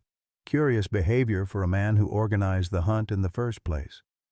"I don't presume to understand Carson's movements," Mason replied. "The man's been roaming these woods for 70 years. He does as he pleases." Westlake studied Mason's face, searching for deception. Finding nothing he could definitively challenge, he signaled to his team. "Continue following the trail. If you locate WL7, secure him immediately. If Carson interferes, detain him." The security men nodded and departed, their powerful flashlights cutting through the darkness as they followed the trail into the forest. Westlake turned back to Mason. "Dr. Reynolds, I'm going to be extremely clear. WL7 is the culmination of a 15-year research program with national security implications. His recovery is not a matter open to negotiation or interference." His gaze shifted to include Sarah and Eleanor. "Anyone obstructing that recovery will face serious legal consequences." "Is that a threat, Mr. Westlake?" Sarah asked, her lawyer's instincts bristling. "It's a statement of fact," Westlake replied coldly. "Sheriff Parker, I believe we're done here for now." Parker replaced his hat, nodding to Mason. "We'll be in touch, Doc." As the vehicles pulled away, their headlights sweeping across the darkened forest edge, Mason felt the tension in his shoulders release slightly. They'd bought some time, but not much. The tracking dogs would eventually lead Westlake's team to wherever Carson was taking Ash. "We need to warn them," Mason said as soon as the vehicles were out of earshot. Eleanor shook her head. "Carson's no fool. He'll know they're using tracking dogs. He'll have plans to throw them off the scent." "How can you be sure?" Sarah asked. "Because that's exactly what I would do," Eleanor replied. "And Carson's been evading game wardens and forest rangers for decades." Mason paced the small confines of the cabin, feeling Ash's absence like a physical ache. "I should be with him." "Dad," Sarah said gently, "you're doing what's necessary to protect him. Carson knows these woods better than anyone. Trust him to do his part." Mason nodded reluctantly, though the words did little to ease his worry. "We need to be ready to leave at first light. Whatever Carson's doing to throw off the trackers, we can't assume it will work indefinitely." Eleanor gathered her things, preparing to leave. "I'll go back to the clinic, gather medical supplies we might need. If Westlake's people are watching, it won't seem unusual for me to be there late." "I'll research the legal angles," Sarah added, already pulling her laptop from her bag. "There have to be violations in how Westlake is conducting this search. The overlap between a county-sanctioned hunt and recovery of claimed research property creates jurisdictional issues we can leverage." Mason felt a surge of gratitude for these two women who had stepped without hesitation into his strange battle. "Be careful," he told Eleanor as she headed for the door. "Westlake's people will be watching." Eleanor's smile was tight but determined. "I've been dealing with bullies in this town since before Richard Westlake was born. I know how to move under the radar." After she left, Mason and Sarah settled into an uneasy vigil. Sarah worked on her laptop, occasionally making notes on a legal pad, while Mason cleaned his rifle and packed essential supplies for their journey the next day. The domesticity of the scene belied the tension that hummed between them. "I never thanked you," Mason said finally, breaking the silence. "For coming, for believing me about Ash." Sarah looked up from her computer, the blue light reflecting off her face in the dimly lit room. "I haven't decided if I believe all of it yet," she admitted. "But I believe you believe it. And after seeing that wolf—" She shook her head slightly. "There's definitely something unusual happening." Mason set down the cleaning rod he'd been using. "Your mother would be proud of you, you know." "The work you do, the person you've become." Sarah's fingers stilled on the keyboard. "Don't, Dad." "Don't what?" "Don't use Mom to try to bridge the gap between us." Her voice was tight with emotion. "Not now." Mason felt the old familiar pain resurface. "That wasn't my intention." "Wasn't it?" Sarah closed her laptop, facing him directly. "You've been using her memory as a shield for years. Your mother would understand. Your mother would approve, as if that justifies everything." The accusation stung more than Mason expected. "That's not fair." "Isn't it?" Sarah challenged. "When she got sick, you threw everything into trying to save her. Your practice, our savings, your relationship with me, and when you couldn't save her, you just checked out. Left me to handle the funeral arrangements, the estate, everything, because the great Dr. Reynolds couldn't face failure." The words hung in the air between them, raw and painful. Mason wanted to defend himself, to explain the crushing weight of grief and guilt that had paralyzed him. But Sarah wasn't finished. "And then you did the same thing after Thomas," she continued, her voice breaking slightly. "You weren't the only one who lost a brother, Dad. But you were so consumed by your own grief that you couldn't see mine." Mason felt as if he'd been physically struck. "Sarah, No," she cut him off. "I didn't come here to rehash the past. I came because despite everything, you're still my father, and because whatever Westlake is doing sounds genuinely concerning." She took a deep breath, composing herself. "But don't pretend we're some happy family reunited over a cause. We have too much unresolved between us." The silence that followed was heavy with decades of pain and misunderstanding. Mason searched for words that might begin to bridge the chasm between them, but found none adequate to the task. Instead, he nodded slowly. "You're right," he acknowledged. "I failed you. After your mother died, after Thomas, I was supposed to be the strong one, the one who held us together. Instead, I fell apart." He met her gaze directly. "I'm sorry, Sarah. More than I can ever express." Sarah held his gaze for a long moment, then looked away, blinking rapidly. "We should try to get some sleep," she said, her voice carefully controlled. "Tomorrow will be challenging." Mason recognized the deflection for what it was. Not forgiveness, but not rejection either. A door left slightly ajar. He would take it. Sleep, when it finally came, was fitful and filled with dreams. Mason found himself back in Afghanistan, trying desperately to save a wounded soldier whose face kept shifting between Thomas and Ash. He woke at dawn, disoriented and anxious, to find Sarah already up, making coffee in the kitchen. "You were calling out in your sleep," she said, handing him a steaming mug. "Ash's name." Mason accepted the coffee gratefully. "Strange dreams." "I've been thinking," Sarah said, sitting across from him at the small kitchen table. "Westlake's not just going to give up. Even if we successfully hide Ash for now, they'll keep looking. And they have resources we can't match indefinitely." "What are you suggesting?" "We need leverage," Sarah replied, her attorney's mind evident in her approach. "Something that would make it more costly for Westlake to continue pursuing Ash than to let him go." Mason considered this. "Like what?" "Information," Sarah said simply. "About their research program. If it's as ethically questionable as Carson suggests, exposure would be devastating, especially for a company with government contracts." "Whistleblower approach," Mason nodded. "But we don't have access to that kind of information." Sarah's expression was thoughtful. "Maybe Carson does?"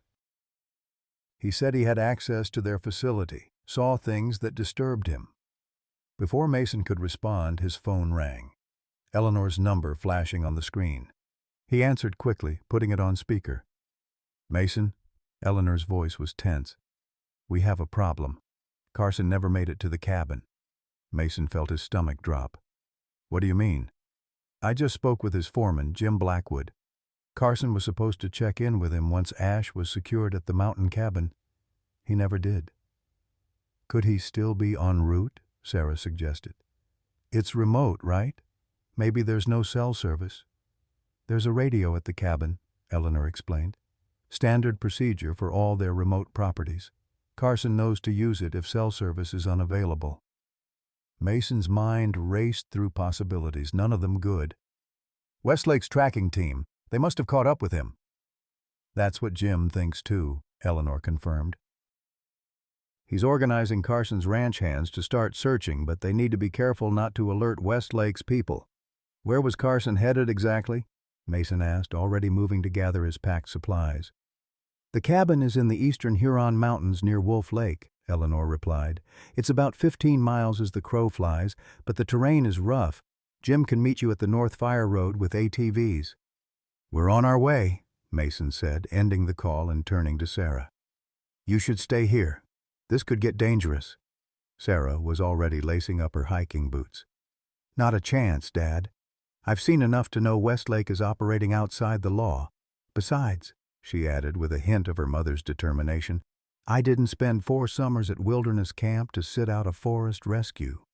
Despite the gravity of the situation, Mason felt a flicker of pride. "Your mother's daughter, through and through." They left the cabin within minutes, taking Mason's truck down the logging road toward the North Fire Road, a narrow service path used by forest rangers during fire season. As they drove, Mason's mind was consumed with worry for Ash. Had Westlake's team already recaptured him?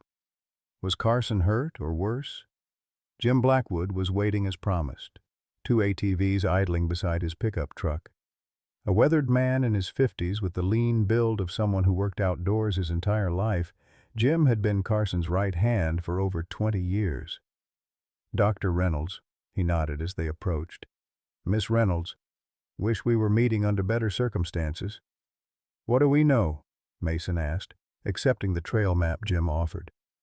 "Victor was supposed to reach the cabin by midnight," Jim explained, pointing to a location on the map. "He'd have taken this route through the state forest, avoiding the main trails. The radio check was scheduled for 12:30. When he didn't call in, I tried his satellite phone. No response." "The tracking team from Westlake?" Sarah asked. Jim's expression darkened. "They were following Victor's trail with dogs last night.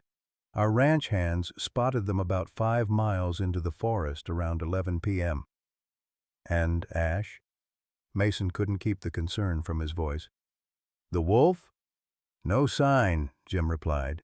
"But if they caught up to Victor, they'd have taken the wolf too."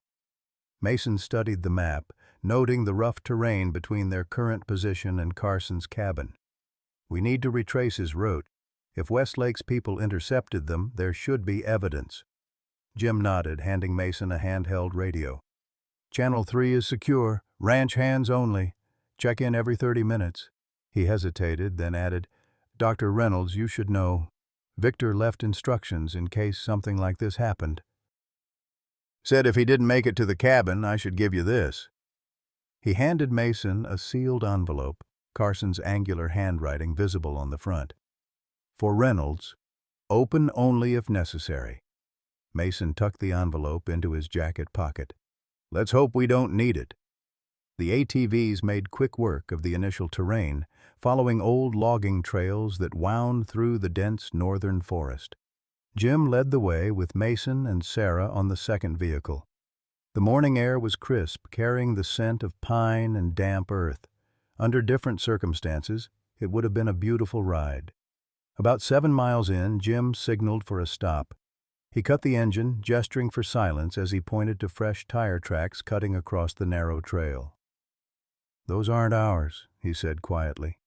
"Too wide for ATVs, too narrow for logging trucks. Likely SUVs or pickup trucks." "Westlake's people," Mason concluded grimly. Jim nodded. "They came through here last night. Recently enough that the rain hasn't washed the tracks away." They continued more cautiously now, following the tire tracks where they diverged from the trail into rougher terrain. The vehicles had forged their own path, crushing underbrush and saplings in their determined progress. After another mile, Jim stopped again, dismounting to examine the ground. "Multiple boot prints here," he observed. "They got out of their vehicles, spread out in a search pattern." He pointed to a disturbed area of forest floor, "and here something was dragged." Mason felt his heart race as he joined Jim's examination. The signs were clear. A struggle had taken place here. Several broken branches, disturbed earth, and most alarmingly, dark stains that could only be blood on the fallen leaves. "Someone was hurt," Sarah said quietly, kneeling to examine the stains. Jim's weathered face was grim as he pointed to distinct paw prints preserved in a patch of mud. "The wolf was here too. These are canine tracks, too large for a coyote or domestic dog." Mason followed the tracks with growing dread. They showed Ash moving in circles, then charging toward where the struggle had occurred. He was protecting Carson, Mason realized. When they were attacked, Ash didn't run, he fought. "There's a lot of blood," Sarah noted, her voice carefully controlled. "Whose is it?" None of them could answer that question. Jim resumed following the trail, now moving on foot and leading the ATVs. The tracks told a clear story, multiple people converging, a struggle, then something heavy being dragged back to the vehicles. The paw prints disappeared as well. "They took them both," Mason said, the realization settling like a stone in his stomach. "Carson and Ash." Jim nodded grimly. "Question is, where? Back to Westlake's facility?" "That would be the logical assumption," Sarah agreed. "If they've recaptured their research subject." They'd want to return it to a controlled environment. Mason found himself staring at the bloodstains, his medical training automatically assessing the volume and pattern. Too much blood for a minor injury. Someone had been seriously hurt in the encounter. Given Ash's protective nature and the tactical training Westlake's security team likely possessed, Mason feared the worst for both Carson and the wolf. "We need to get to Westlake's facility," he decided. "Confirm if they've taken them there." "That won't be easy," Jim warned. "The place is like a fortress. Security cameras, armed guards. Victor tried for months to get evidence of what they're doing in there." Mason reached into his pocket, withdrawing the envelope Carson had left for him. "Maybe he finally did," he said, breaking the seal. Inside was a single key and a handwritten note. "Reynolds, if you're reading this, I didn't make it. This opens the safe in my study. Combination 18 to 42-7. Everything you need is there. Don't trust anyone except Jim and Eleanor. Carson." "We need to get to Carson's ranch," Mason said, showing the note to Jim. The foreman nodded. "Back the way we came, then, and quickly. If Westlake's people realize Victor left evidence behind, they'll move to secure it." As they remounted the ATVs to begin the journey back, Mason felt a complex mixture of emotions: fear for Ash, concern for Carson, but also a growing determination. Whatever Westlake was hiding, Carson had found it important enough to risk his life exposing it. Mason would not let that risk be in vain. For Ash, for Carson, and perhaps for all the other research subjects who couldn't speak for themselves, he would see this through, no matter the cost. Carson's ranch house stood on a low rise overlooking acres of grazing land, the weathered wood siding and wide porch speaking to generations of practical use rather than aesthetic concerns. As Mason, Sarah, and Jim approached in Jim's pickup truck, Mason noted the absence of other vehicles or ranch hands. The place had been deliberately cleared. "Sent everyone on distant chores," Jim explained, noting Mason's observation. "Fewer witnesses if things go sideways." The interior of the house reflected its owner, austere, functional, with touches of a bygone era. Hunting trophies and faded family photographs lined the walls of the main hallway. Jim led them directly to Carson's study, a book-lined room dominated by a massive oak desk that looked as though it had been hewn from a single tree. "Safe's behind that painting," Jim indicated, pointing to a landscape of the Huron Mountains. "Victor's father commissioned it back in the 50s. Mason removed the painting, revealing a wall safe that looked considerably more modern than its surroundings. Using Carson's key and the combination from the note, he opened it with a satisfying click.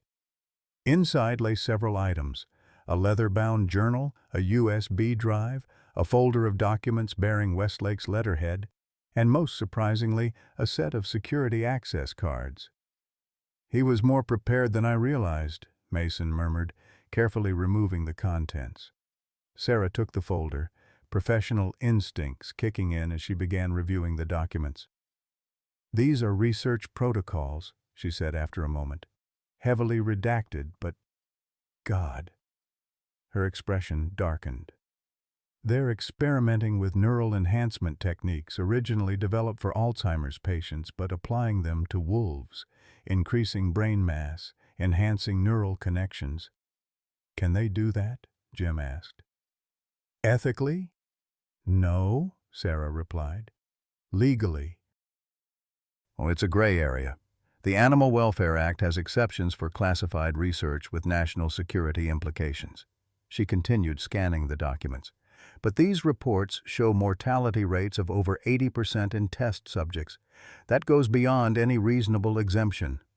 Mason had opened the journal, finding Carson's angular handwriting filling page after page with observations, dates, and locations. He's been documenting everything, Mason realized. For years. Security protocols, research outcomes, even staff rotations. He looked up at Jim. Carson was building a case. "Victor always played the long game," Jim acknowledged. "After Margaret died, he became obsessed with exposing what he called medicine's dark corners. said no breakthrough was worth the suffering Westlake was causing. Mason inserted the USB drive into Sarah's laptop. It contained hundreds of files, photographs, videos, audio recordings, all meticulously organized by date. One video folder was labeled simply WL7.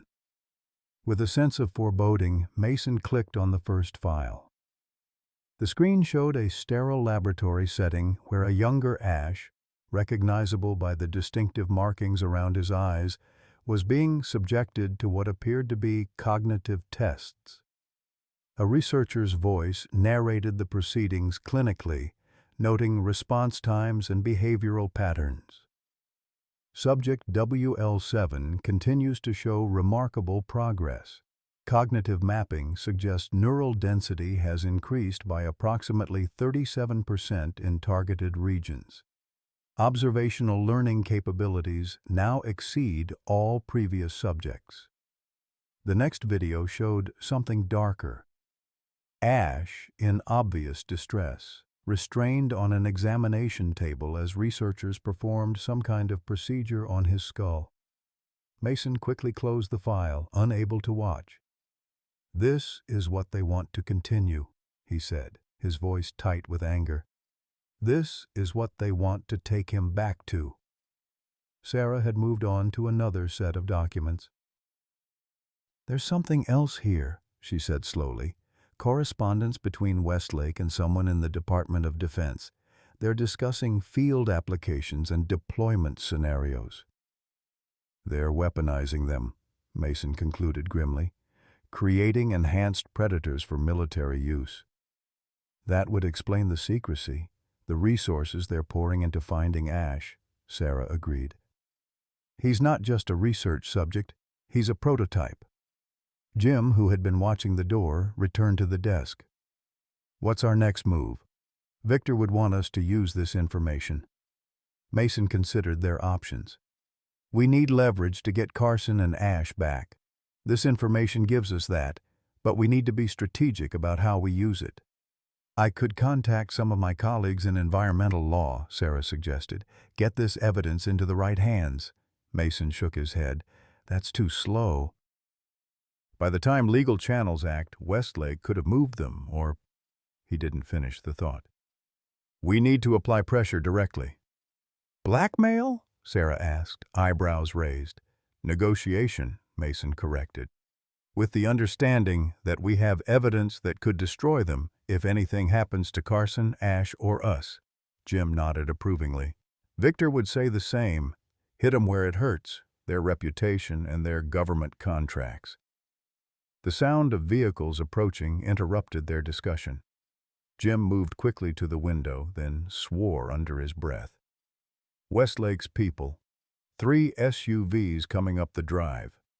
He turned to Mason and Sarah. "Back door. Now."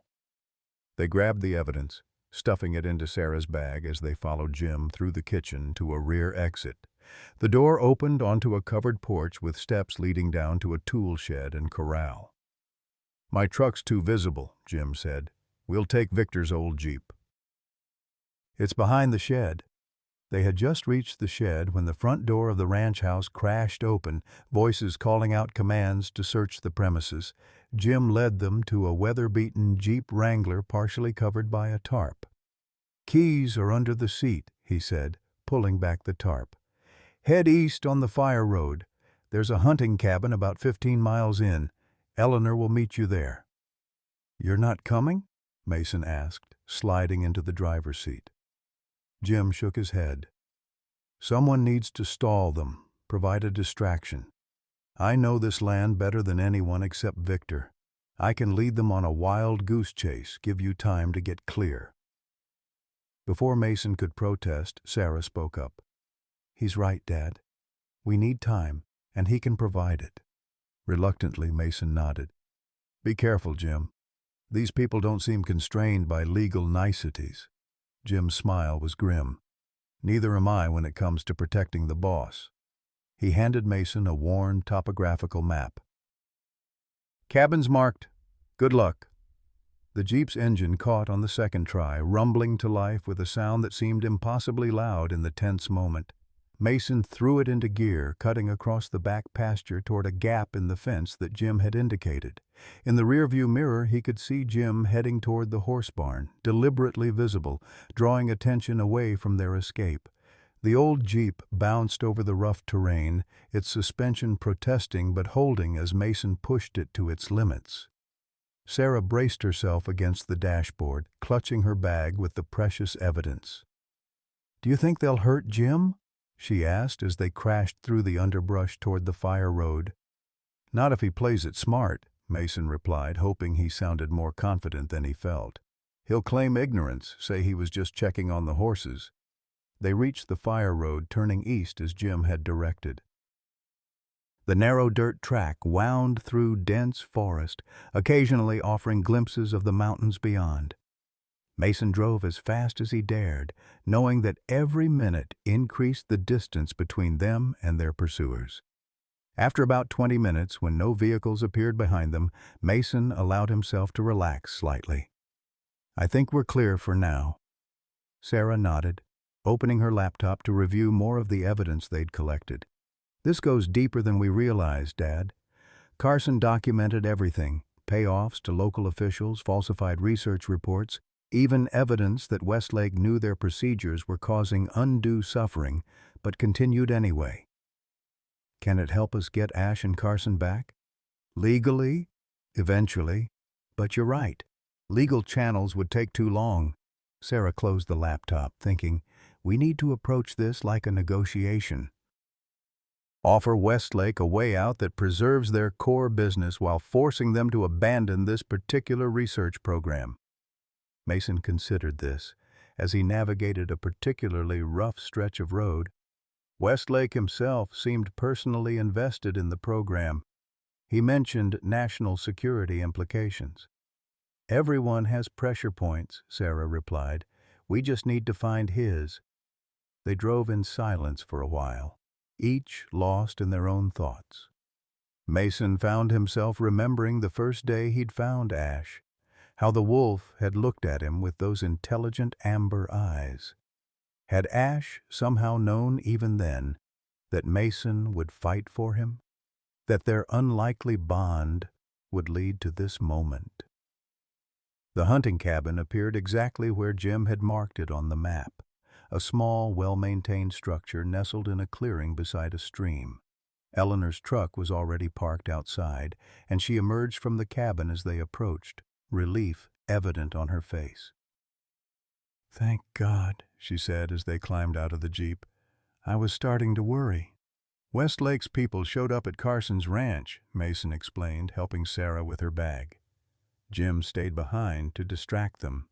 Eleanor's expression darkened. "They're getting bolder. Sheriff Parker called me this morning, asking questions about my recent visits to your cabin. They're connecting the dots."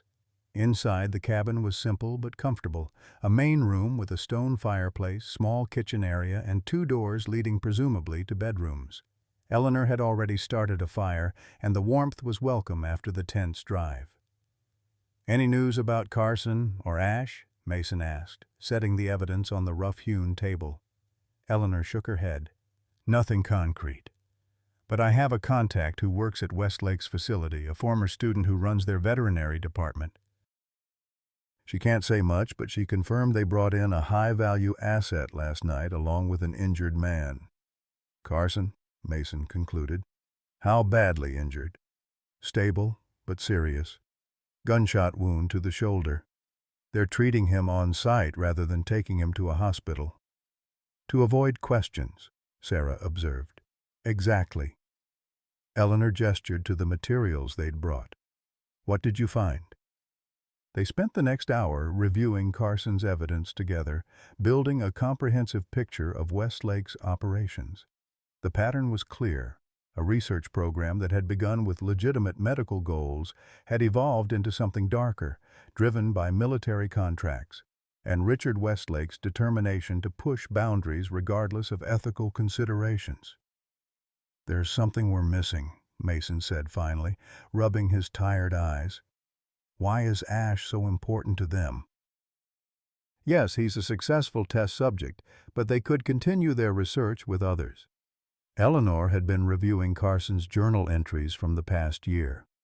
According to this, Ash, or WL7 as they call him, was unique, the only subject whose cognitive enhancement remained stable without deterioration. All the others eventually developed seizures, aggressive behavior, or neural degeneration. So he's their proof of concept, Sarah concluded. Without him, they can't demonstrate the viability of their approach. And there's more, Eleanor continued, turning to a more recent entry. Carson suspected they discovered something unexpected in Ash's neurochemistry, some natural factor that prevented the deterioration other subjects experienced. They're trying to isolate it. Mason thought of Luna, the wild female wolf who had formed a bond with Ash. That's why they're interested in any potential offspring. They want to see if this factor is heritable. Speaking of Luna, Eleanor said, Jim's ranch hands reported she was seen near Carson's east pasture yesterday. She seems to be looking for Ash. The thought of Luna searching for her mate filled Mason with a renewed sense of urgency. We need to move quickly. If Westlake realizes her connection to Ash, they'll try to capture her too. Sarah had been making notes on her laptop, organizing their approach. I think I have a strategy, she said, looking up. But it's risky, and we'll all have to play our parts perfectly. I'm listening, Mason said. We don't contact Westlake directly, Sarah began. Instead, we approach their board of directors and key government partners simultaneously. Present enough evidence to raise serious concerns, but hold back the most damaging material as leverage. Won't Westlake just deny everything? Eleanor asked. Not if we create enough external pressure, Sarah explained. I have contacts at the Environmental Protection Agency and in the environmental law community. We can ensure this becomes a public issue very quickly, one that Westlake's partners won't want to be associated with. And our demands? Mason pressed. Simple. Shut down the wolf enhancement program. Release all remaining test subjects to a qualified wildlife sanctuary. And of course, release Carson and Ash immediately. Mason considered the plan. Westlake struck me as a man who doesn't respond well to threats. That's why we're not threatening him directly, Sarah replied. We're creating a situation where his own board and partners will force his hand. Self-interest is a powerful motivator. Eleanor nodded slowly. It could work, but the timing would need to be perfect, and we'd need to be prepared for a backlash. There's another element, Mason added. Someone needs to get inside the facility to locate Carson and Ash. Once the pressure starts, Westlake might move them or worse. A heavy silence fell over the room as they considered this challenge. Finally, Eleanor spoke. I can get in, she said quietly. My former student, the veterinarian, she can arrange temporary access. I've consulted there before on difficult cases. Eleanor, no, Mason objected. It's too dangerous. It's our only option, she countered firmly. I have the medical background to justify my presence, and I know what to look for. Besides, she added with a small smile, who would suspect a 61-year-old veterinarian of espionage? Before they could discuss further, the radio Jim had given them crackled to life. Reynolds? Jim's voice came through, tense but controlled. Are you there? Over? Mason grabbed the radio. We're here, Jim. What's your status? Over? I managed to convince them I was just checking the horses, but they're searching the entire property. They know you took the evidence. A pause. There's something else. Westlake himself arrived about 20 minutes ago. He's not happy. Are you safe? Mason asked. For now, I'm supposedly helping them search the north pasture. Another pause. There's talk about moving Carson and the wolf tonight to a more secure facility out of state. Mason exchanged alarmed glances with Sarah and Eleanor. Tonight? That accelerates everything. There's more, Jim continued. I overheard Westlake on the phone. He mentioned something about the female being spotted near the east property line. I think they're going after Luna. The news hit Mason like a physical blow. Not only were Carson and Ash in immediate danger, but now Luna was being targeted as well. Jim, can you warn the ranch hands watching that area? Mason asked. Already done, but Westlake sent a team with tranquilizer guns. They're serious about capturing her. We need to move now, Mason decided, looking at Sarah and Eleanor. No time for the careful approach. Sarah nodded grimly. I'll start making calls. If we can get the right people involved within the next few hours, we might create enough uncertainty to delay the transfer. And I'll contact my former student, Eleanor added. See if I can get access to the facility today rather than waiting. Mason turned back to the radio. Jim, we're implementing the plan immediately. Can you get back to the ranch house and monitor Westlake's movements? We need to know the moment they start preparing to move Carson and Ash. I'll do what I can, Jim replied. But be careful. Westlake's brought in more security, military types, not just the usual corporate guards. Understood. We'll check in every 30 minutes. Over and out. As Sarah and Eleanor began making their respective calls, Mason stepped outside onto the cabin's small porch, needing a moment to clear his head and strategize. The forest stretched out before him, ancient pines swaying slightly in the afternoon breeze. Somewhere in those woods, Luna was searching for her mate, unaware of the danger closing in. The complexity of what they were attempting struck Mason forcefully. They were 3 civilians going up against a powerful corporation with government connections and armed security. The odds were not in their favor. Yet as he stood there, Mason felt a strange calm settle over him. For the first time since leaving the military, since losing Thomas and then Claire, he had absolute clarity of purpose. Whatever it took, whatever the risk, he would see this through. Eleanor joined him on the porch, her own calls completed. My contact can get me in tonight, she said quietly. As a consultant on an urgent case, I don't think she knows exactly what's happening, but she senses something wrong. It's too dangerous, Mason repeated his earlier objection. Eleanor's expression was resolute. Mason, I've spent my entire career advocating for animals who can't speak for themselves. I'm not stopping now. She placed a hand on his arm. Besides, I'm the only one who can positively identify Ash's medical condition if questioned. Mason covered her hand with his own, a gesture of gratitude and something more, an acknowledgement of the connection that had grown between them over these tense days. Be careful, he said simply. Sarah emerged from the cabin, her expression a mixture of determination and concern. I've set things in motion, she reported. Called 3 former colleagues who specialize in wildlife protection law, plus a contact at the EPA's Enforcement Division. They're reviewing the documentation we sent and should respond within the hour. And if they don't? Mason asked. Then we go to the press, Sarah replied firmly. I have a journalist friend at the Washington Post who specializes in corporate malfeasance. This is exactly the kind of story they live for. The radio crackled again. Reynolds, we have movement, Jim's voice reported urgently. They're preparing transport vehicles. Some kind of specialized containment unit is being loaded. And, he paused, his voice dropping. Westlake just ordered his team to prepare the subject for transit. They're using some kind of sedation protocol. Mason felt his heart rate accelerate.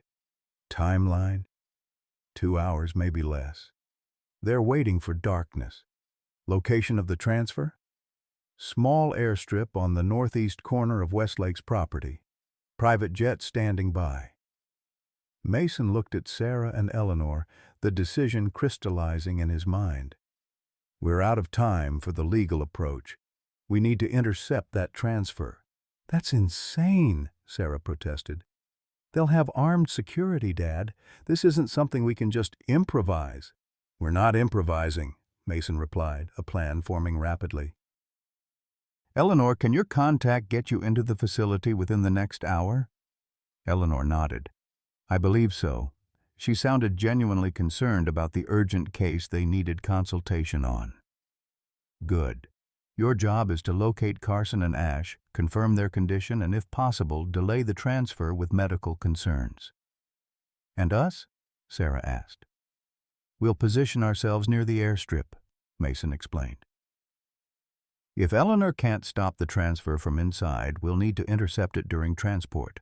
That's our best opportunity, the moment when they're most exposed. And then what? Sarah pressed. Even if we somehow stop the transport, Westlake still has resources, legal authority, and armed personnel. By then, your legal colleagues should have had time to review the evidence, Mason pointed out. We just need to create enough delay and confusion to give the legal approach time to work.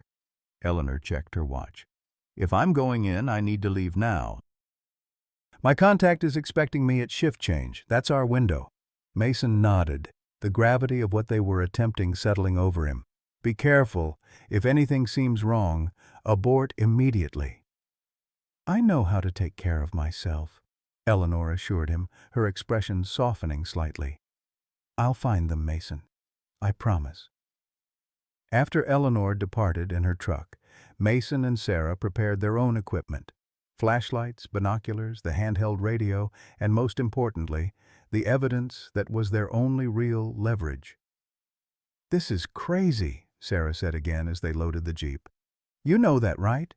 Sometimes crazy is all you have left, Mason replied, checking the map for the best approach to the airstrip. Your mother used to say that the difference between courage and foolishness is only visible in hindsight. Sarah's expression softened slightly. She did say that, didn't she? Usually right before doing something that drove you crazy with worry. Mason smiled at the memory. She was usually right, though. She was, Sarah agreed quietly. Then, after a moment's hesitation, Dad, if this goes badly, I want you to know that I understand why you're doing this. Why Ash matters so much to you. Mason looked at his daughter, truly seeing her for perhaps the first time in years, not as the child he'd failed, but as the strong, principled woman she'd become. Why is that? Because he gave you purpose again, Sarah said simply. After Mom, after Thomas, you were lost. I was too angry to see it then, too caught up in my own grief.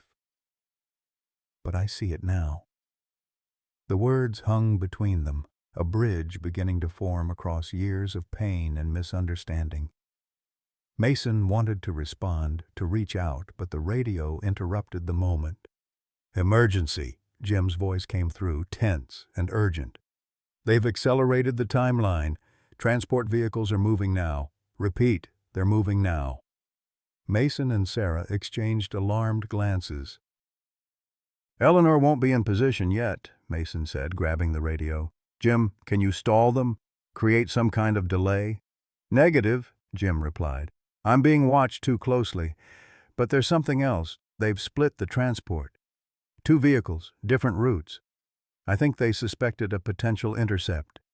Which vehicle has Ash? Mason demanded. Unknown. They loaded both transport containers under guard. No visual confirmation of contents. Mason swore under his breath. What about Carson? Also unknown. He was moved earlier, separately. The situation was deteriorating rapidly. Without knowing which vehicle contained Ash, their chances of a successful intercept were halved. And with Eleanor not yet in position inside the facility, they had lost their internal source of information. We need to warn Eleanor, Sarah said, already reaching for her phone. No signal out here, Mason replied grimly, starting the Jeep's engine. We're on our own. As they pulled away from the cabin, heading toward the coordinates of the airstrip, Mason felt the weight of the moment pressing down on him. Everything had accelerated beyond their control, their carefully considered plan crumbling before it could even begin. Yet, even as part of him recognized the increasing unlikelihood of success, another part, the part that had kept him searching the Afghan mountains for wounded soldiers long after others had given up, refused to accept defeat. As long as Ash was out there, as long as there was even the slimmest chance of saving him, Mason would not stop trying. The jeep bounced over the rough forest road, sunset painting the sky in shades of orange and purple above the pine canopy. Whatever happened in the next few hours would determine not just Ash's fate, but something more personal for Mason, whether the purpose and connection he had found through the wolf would be sustained or extinguished. "Faster," he urged the old jeep, pushing it to its limits as darkness began to fall. "We need to get there before those planes take off." The small private airstrip lay nestled in a clearing within Westlake's extensive property, illuminated by runway lights that cut through the gathering darkness. Mason and Sarah had abandoned the jeep a half-mile back, approaching on foot through the dense forest that bordered the eastern edge of the strip. They now lay prone on a small rise overlooking the facility, Mason studying the scene through binoculars. "2 Cessna citations on the tarmac," he reported quietly. 4 armed security personnel visible. And there, he focused on a hangar at the far end of the runway. 2 black SUVs just arrived. Sarah took the binoculars, scanning the scene herself. "They're unloading something from the first vehicle, a container of some kind." Mason's heart raced as he watched the Westlake team efficiently transfer what appeared to be a large metal transport crate from the SUV to a waiting dolly. Even from this distance, the security precautions were evident.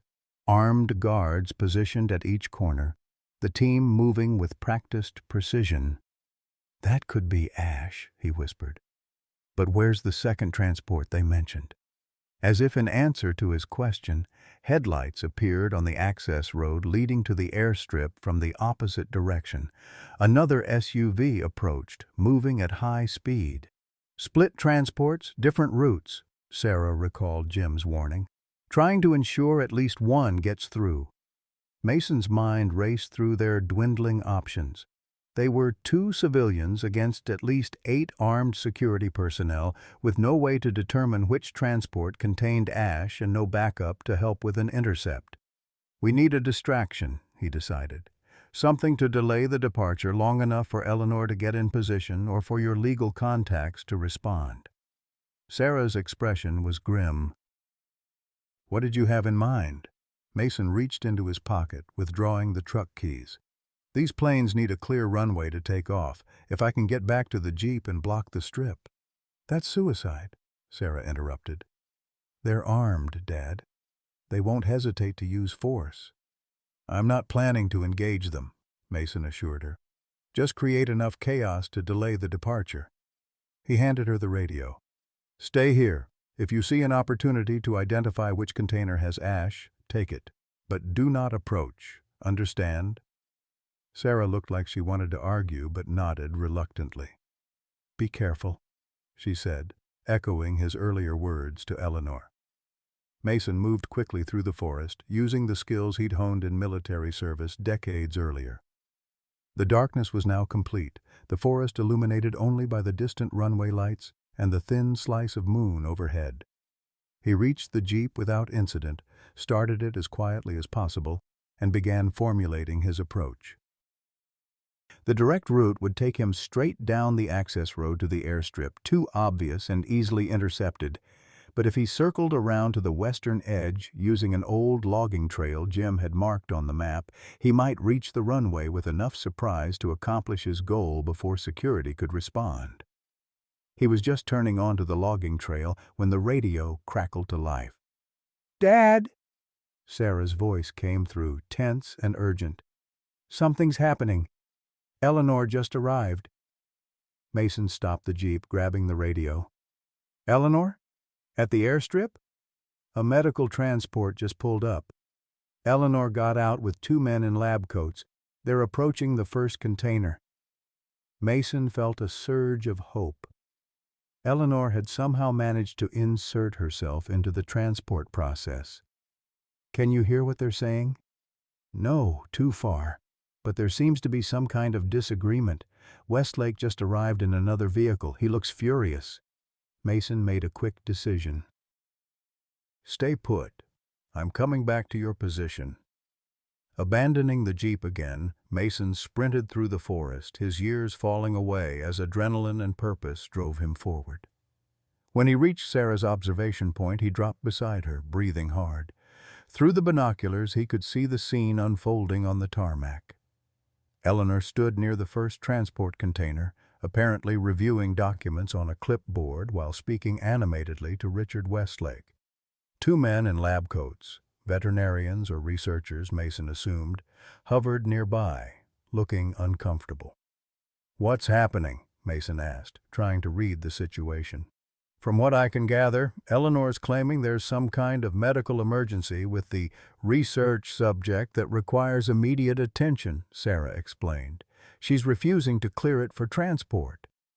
Mason couldn't help a small smile despite the gravity of the situation. Eleanor had found a way to insert herself exactly where they needed her, creating delay through her professional authority.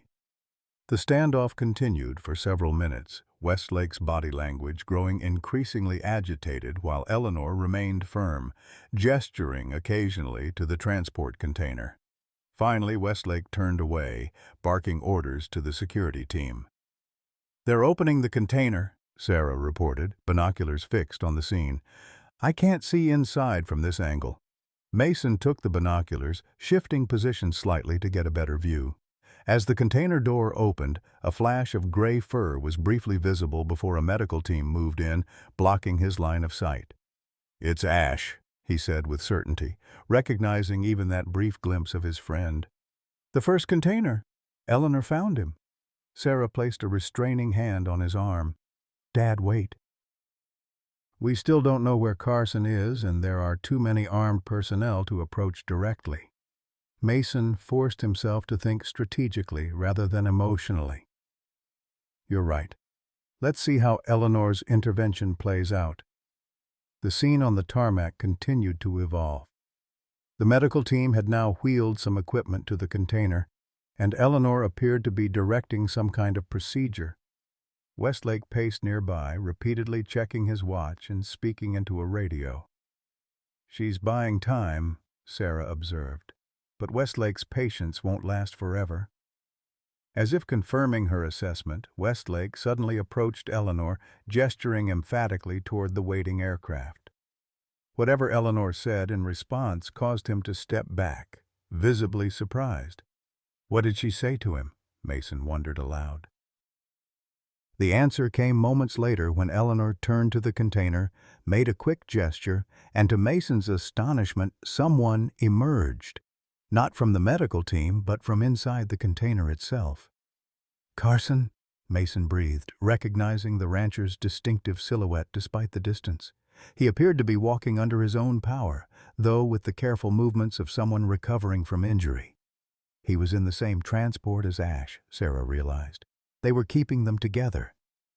The appearance of Carson seemed to escalate the tension on the tarmac.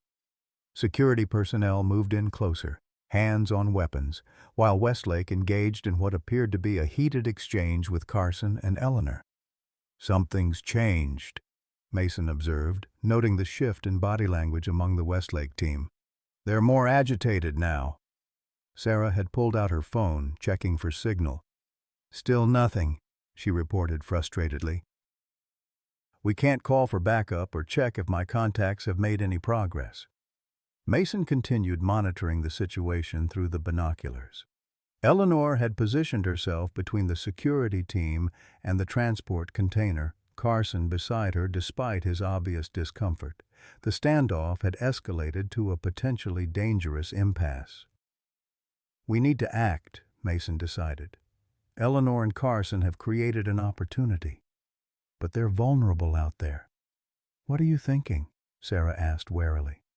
"I'm going to approach from the forest edge, use the darkness for cover. If I can reach Eleanor and Carson, maybe we can at least secure Ash and retreat to the woods before they can respond effectively." "That's incredibly risky," Sarah warned. "And what about me?" Mason handed her the car keys. "Circle back to the jeep. Be ready for a quick extraction if we can break away." Sarah took the keys reluctantly. "This isn't how we planned it." Plans rarely survive contact with reality, Mason replied, checking to ensure his path to the airstrip edge remained unobserved. Eleanor and Carson have given us an opening. We need to take it. With a final nod to his daughter, Mason began moving down the slope toward the airstrip, using the shadows and his dark clothing to avoid detection. The distance wasn't great, perhaps 200 yards, but each step felt exposed and dangerous as he approached the brightly lit tarmac. He had covered about half the distance when a commotion erupted at the transport container. Through gaps in the security team, Mason could see movement inside the container. Ash was awake and apparently agitated. The medical team scrambled backward as Eleanor tried to intervene, speaking urgently to the security personnel who had drawn their weapons. Mason increased his pace, abandoning some caution as the situation deteriorated. He was still 30 yards from the edge of the tarmac when the first shot rang out, not aimed at the container but into the air. A warning shot from the security team. The momentary chaos that followed gave Mason his opportunity. He sprinted the remaining distance, emerging from the tree line just as Eleanor was trying to place herself between the armed guards and the container. Carson, despite his injury, was attempting to do the same. "Hold your fire!" Mason shouted, hands raised as he approached. All eyes turned to him, weapons following. "There are witnesses here. Think carefully about your next actions." Westlake recovered quickly from the surprise, turning to face Mason with cold fury. "Dr. Reynolds, I should have known you'd be involved in this interference." He gestured to his security team. "Detain him." Two guards moved toward Mason, but Carson's voice stopped them. "I wouldn't do that," the rancher called, his weathered face set in determined lines despite his pallor. "Not unless you want the contents of my safe made public by tomorrow morning." Westlake's expression flickered with uncertainty for the first time. "What are you talking about, Victor?" "Insurance," Carson replied simply. "Everything I've documented about your operation over the past 5 years. Every illegal procedure, every falsified report, every violation of research protocols, all set to be delivered to federal authorities and major news outlets if I don't check in by dawn." Mason reached Eleanor's side, positioning himself between her and the security team. "It's over, Westlake," he said quietly. "Too many people know now. Too much evidence is beyond your reach." Westlake's face hardened. "You have no idea what's at stake here. This research has national security implications that go far beyond your sentimental attachment to a test animal."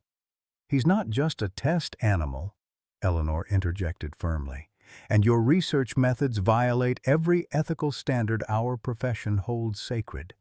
A low growl emanated from the transport container. Ash was fully alert now, reacting to the tension and Mason's presence. One of the medical team members backed further away, looking nervously at the container. "Sir," one of the security team addressed Westlake, "we're losing our departure window. Air traffic control is asking for confirmation of our flight plan." Westlake's calculation was visible in his expression, weighing options, assessing risks, searching for leverage. "This isn't a negotiation you can win, Reynolds," he said finally. "Even if Carson has evidence, even if you have some legal maneuvers planned, the government contract supporting this research will shield us. The most you'll accomplish is delaying the inevitable." "Perhaps," Mason acknowledged, "but delay can be powerful. Enough time for the right people to ask the right questions. Enough time for ethical concerns to override expedience." A tense silence fell over the group. In that moment, Mason realized they had reached the fulcrum point, the moment when all possible futures balanced on a knife's edge of decision. Westlake could still order his team to secure Ash and Carson by force. The security personnel outnumbered them and were armed, but the cost of such action had risen dramatically with witnesses present and evidence secured elsewhere. The balance tipped unexpectedly when a new sound cut through the night air, the distinctive howl of a wolf, coming from the forest edge behind them. All heads turned toward the sound, security team members raising their weapons defensively. "Luna," Mason breathed, recognizing the howl he'd heard so often near his cabin. A second howl answered the first, this one from inside the transport container.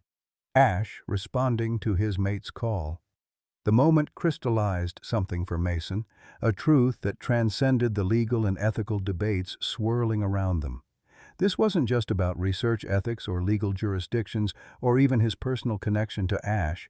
It was about something more fundamental: the right of living beings to freedom, to form bonds, to exist without being reduced to mere research subjects. "Let him go, Westlake," Mason said, his voice carrying a quiet authority that surprised even him. Not because of threats or evidence or legal consequences, but because it's the right thing to do. Something shifted in Westlake's expression. Not surrender exactly, but perhaps the first glimmer of doubt. He glanced at the container where Ash continued to respond to Luna's calls, then at Carson, whose determined stance belied his physical weakness. "The female wolf," Westlake said finally. "Is she out there?" "She's been searching for him since you took him," Mason confirmed. "They've formed a bond." Westlake's scientific curiosity seemed to momentarily override his other concerns. A successful pair bonding between an enhanced subject and a wild specimen. The research implications are significant. "They're not research implications," Eleanor corrected firmly. "They're two living creatures with a connection. One you have no right to sever." The radio at Westlake's belt crackled to life. "Sir, we have movement in the woods north of the runway.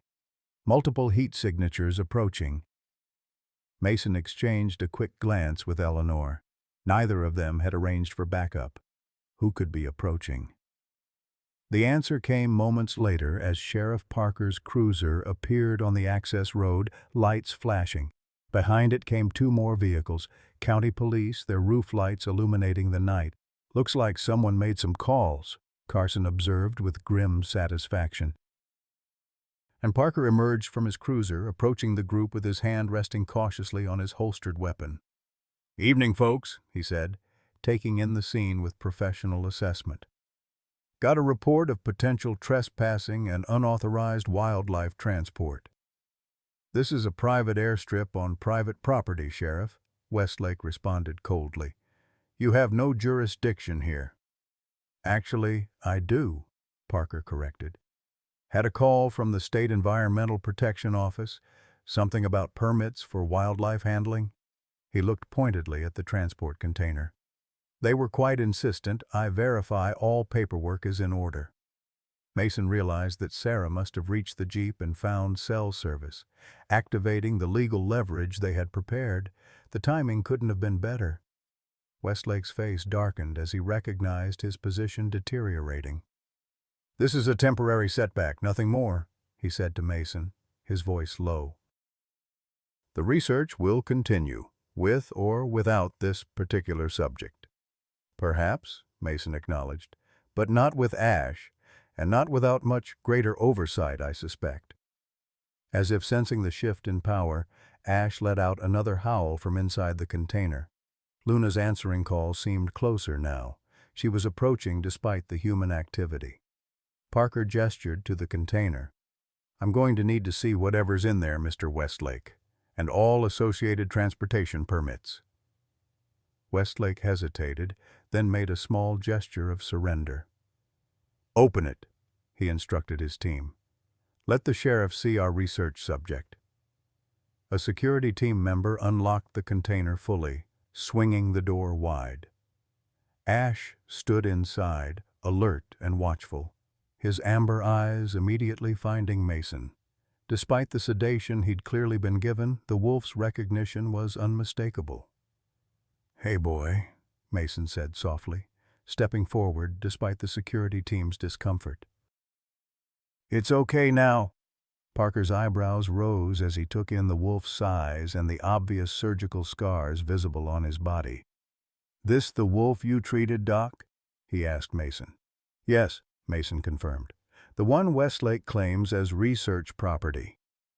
Interesting, Parker said, turning to Westlake.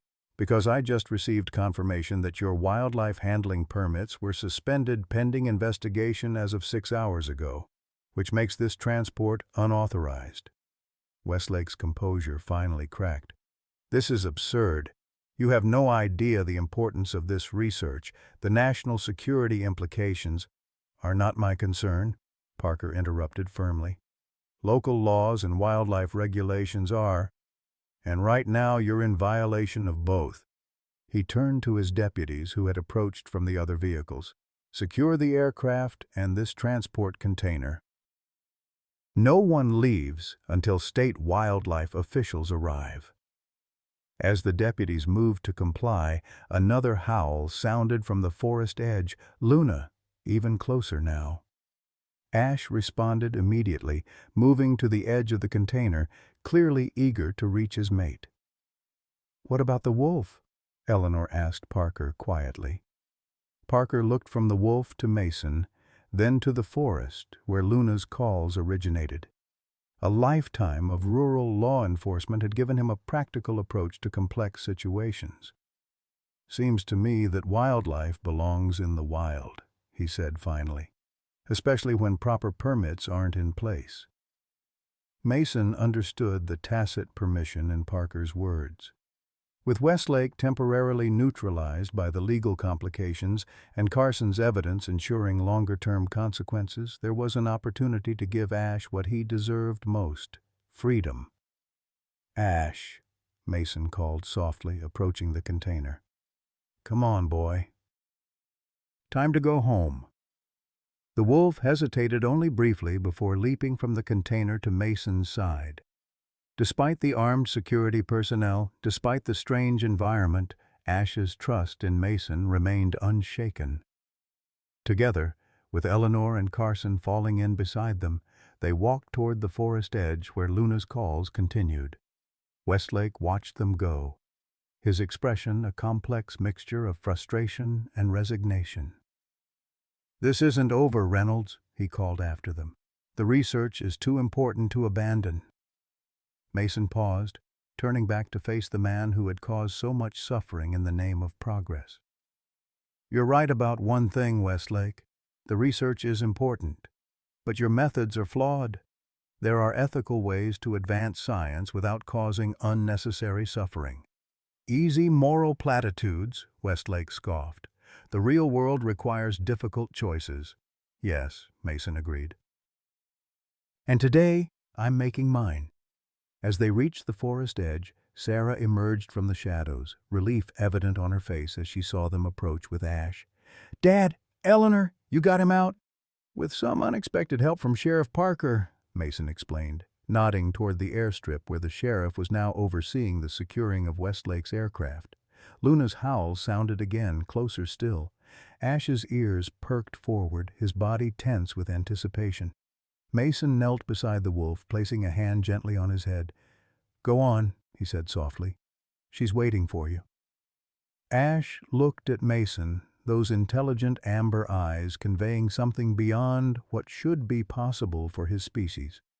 Then, with a final press of his head against Mason's hand, he turned and loped into the forest toward Luna's calls. The small group stood in silence, watching as Ash disappeared into the darkness. The weight of what they had accomplished and what remained to be done settled over them. "What happens now?" Sarah asked, breaking the silence. "Now," Carson said, wincing slightly as he shifted his injured shoulder, "we make sure Westlake and his operation face proper scrutiny. The evidence from my safe should ensure that. And the legal approach will continue," Sarah added. "My contacts are already filing for emergency injunctions against any similar research programs Westlake might be running." Mason nodded, his eyes still fixed on the spot where Ash had vanished. "And we make sure Luna and Ash have a protected place to live freely." "The sanctuary," Eleanor suggested. "The one we discussed before. We could make it happen, with Carson's land and your expertise, Mason." "A sanctuary," Mason repeated, the idea taking root. "A place for second chances." As they made their way back toward their vehicles, Mason felt a complex mixture of emotions: triumph at Ash's freedom, determination to see through the legal battle against Westlake, and a deep, unexpected sense of peace. For the first time since losing Thomas and Claire, he had found a purpose that transcended his own pain, a connection that had healed something broken within him. In saving Ash, Mason realized, he had also saved himself. The howls of two wolves rose in harmonious chorus from the depths of the forest. Ash and Luna, reunited at last. Their call echoed across the night, a reminder that some bonds transcend the boundaries humans try to impose upon the natural world. 6 months later, Mason stood on the porch of his cabin, watching the spring sun rise over the newly established Northwoods Wildlife Sanctuary. The legal battles with Westlake Bioresearch had been complex and challenging, but with Carson's evidence and Sarah's legal expertise, they had prevailed. The Wolf Enhancement Program had been shut down, the remaining research subjects relocated to appropriate sanctuaries, and Westlake himself had been forced to resign amid investigations into ethical violations. The cabin itself had been saved from foreclosure. A combination of Sarah's financial assistance and a modest grant for the sanctuary had ensured Mason could keep his home. Now it served as both residence and headquarters for the sanctuary operations.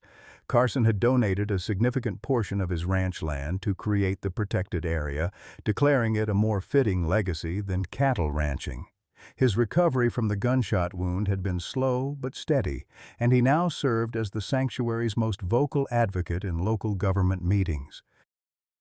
Eleanor had moved her veterinary practice closer to the sanctuary, splitting her time between her regular patients and the special needs of the sanctuary residents. Her relationship with Mason had deepened over the months of working together, blossoming into something neither had expected to find at their stage of life. And Sarah, perhaps the most surprising transformation of all, had opened a satellite office of her environmental law firm in Marquette, allowing her to spend weekends at the cabin. The chasm between father and daughter had not fully closed, but bridges were being built, conversation by conversation, shared meal by shared meal. As for Ash and Luna, they had made their home in the heart of the sanctuary. Mason caught glimpses of them occasionally, silver-gray shadows moving through the trees, always together. In late winter, Eleanor had confirmed what they suspected. Luna was expecting pups. New life, new beginnings. The sound of a vehicle approaching drew Mason's attention. Sarah's car appeared on the gravel drive, returning from an early morning errand in town. She emerged carrying a bag of groceries and a newspaper, smiling as she climbed the porch steps. "Morning, Dad," she greeted him, handing over the newspaper. "You made the front page again." Mason glanced at the headline: Northwoods Sanctuary welcomes first wolf pups. Controversial research subject, finds freedom and family. "The journalist called while I was in town," Sarah continued, setting down the groceries. "Wants to do a follow-up story on the sanctuary's first anniversary next month." Mason nodded, folding the paper. "Publicity helps the cause, I suppose." "Speaking of the cause," Sarah said, Eleanor called. "She's monitored the den from a distance. 4 healthy pups, all showing normal development." "Normal," Mason repeated with a smile. "That's good news." The morning was peaceful, the spring air carrying the scent of pine and promise. From the forest beyond the clearing came the distant sound of wolf pups at play, supervised by parents who had overcome extraordinary odds to find each other. Mason thought about the journey that had brought him here, from broken healer to protector, from isolated survivor to the center of a newly formed community of purpose, all because he had stopped to help an injured wolf in the forest. He thought he was saving a wolf, Eleanor had said during a recent community presentation about the sanctuary. But that act opened a door no one expected, least of all Mason himself. It was true, Mason reflected as he and Sarah entered the cabin together. By saving Ash, He had opened doors he thought forever closed, to healing, to connection, to family, to purpose. The broken pieces of his life, which had seemed beyond repair, had been reformed into something new and meaningful. From the forest, a wolf's howl rose clear and confident in the morning air, Ash calling to his family. Mason paused in the doorway, listening to the sound that had come to represent not loss and loneliness but hope and renewal. "Coming, Dad?" Sarah asked, already inside. "Yes," Mason replied, turning toward the warmth of the cabin, toward the future he had never expected to find. "I'm coming home." And he thought he was saving a wolf. We witness how life's deepest wounds can become unexpected doorways to healing. Mason's journey reminds us that it's never too late to find purpose again after loss. Like many of us who've weathered the storms of grief, illness, or isolation, Mason discovered that extending compassion to another living being created the very connection his heart desperately needed. His story speaks to those of us in our golden years who sometimes wonder if our most meaningful chapters are behind us. They are not. The sanctuary Mason built wasn't just for wolves. It was a sanctuary for his own wounded spirit, a place where broken relationships could heal, where purpose could flourish in life's autumn season. In saving Ash, Mason saved himself, rebuilt his relationship with his daughter, and found unexpected love with Eleanor. His journey reminds us that our capacity to care, to protect, to love unconditionally never diminishes with age. It only deepens. Have you ever found healing through helping another being? When was the last time you surprised yourself by opening a door you thought was forever closed? We'd love to hear your stories of unexpected second chances in the comments below.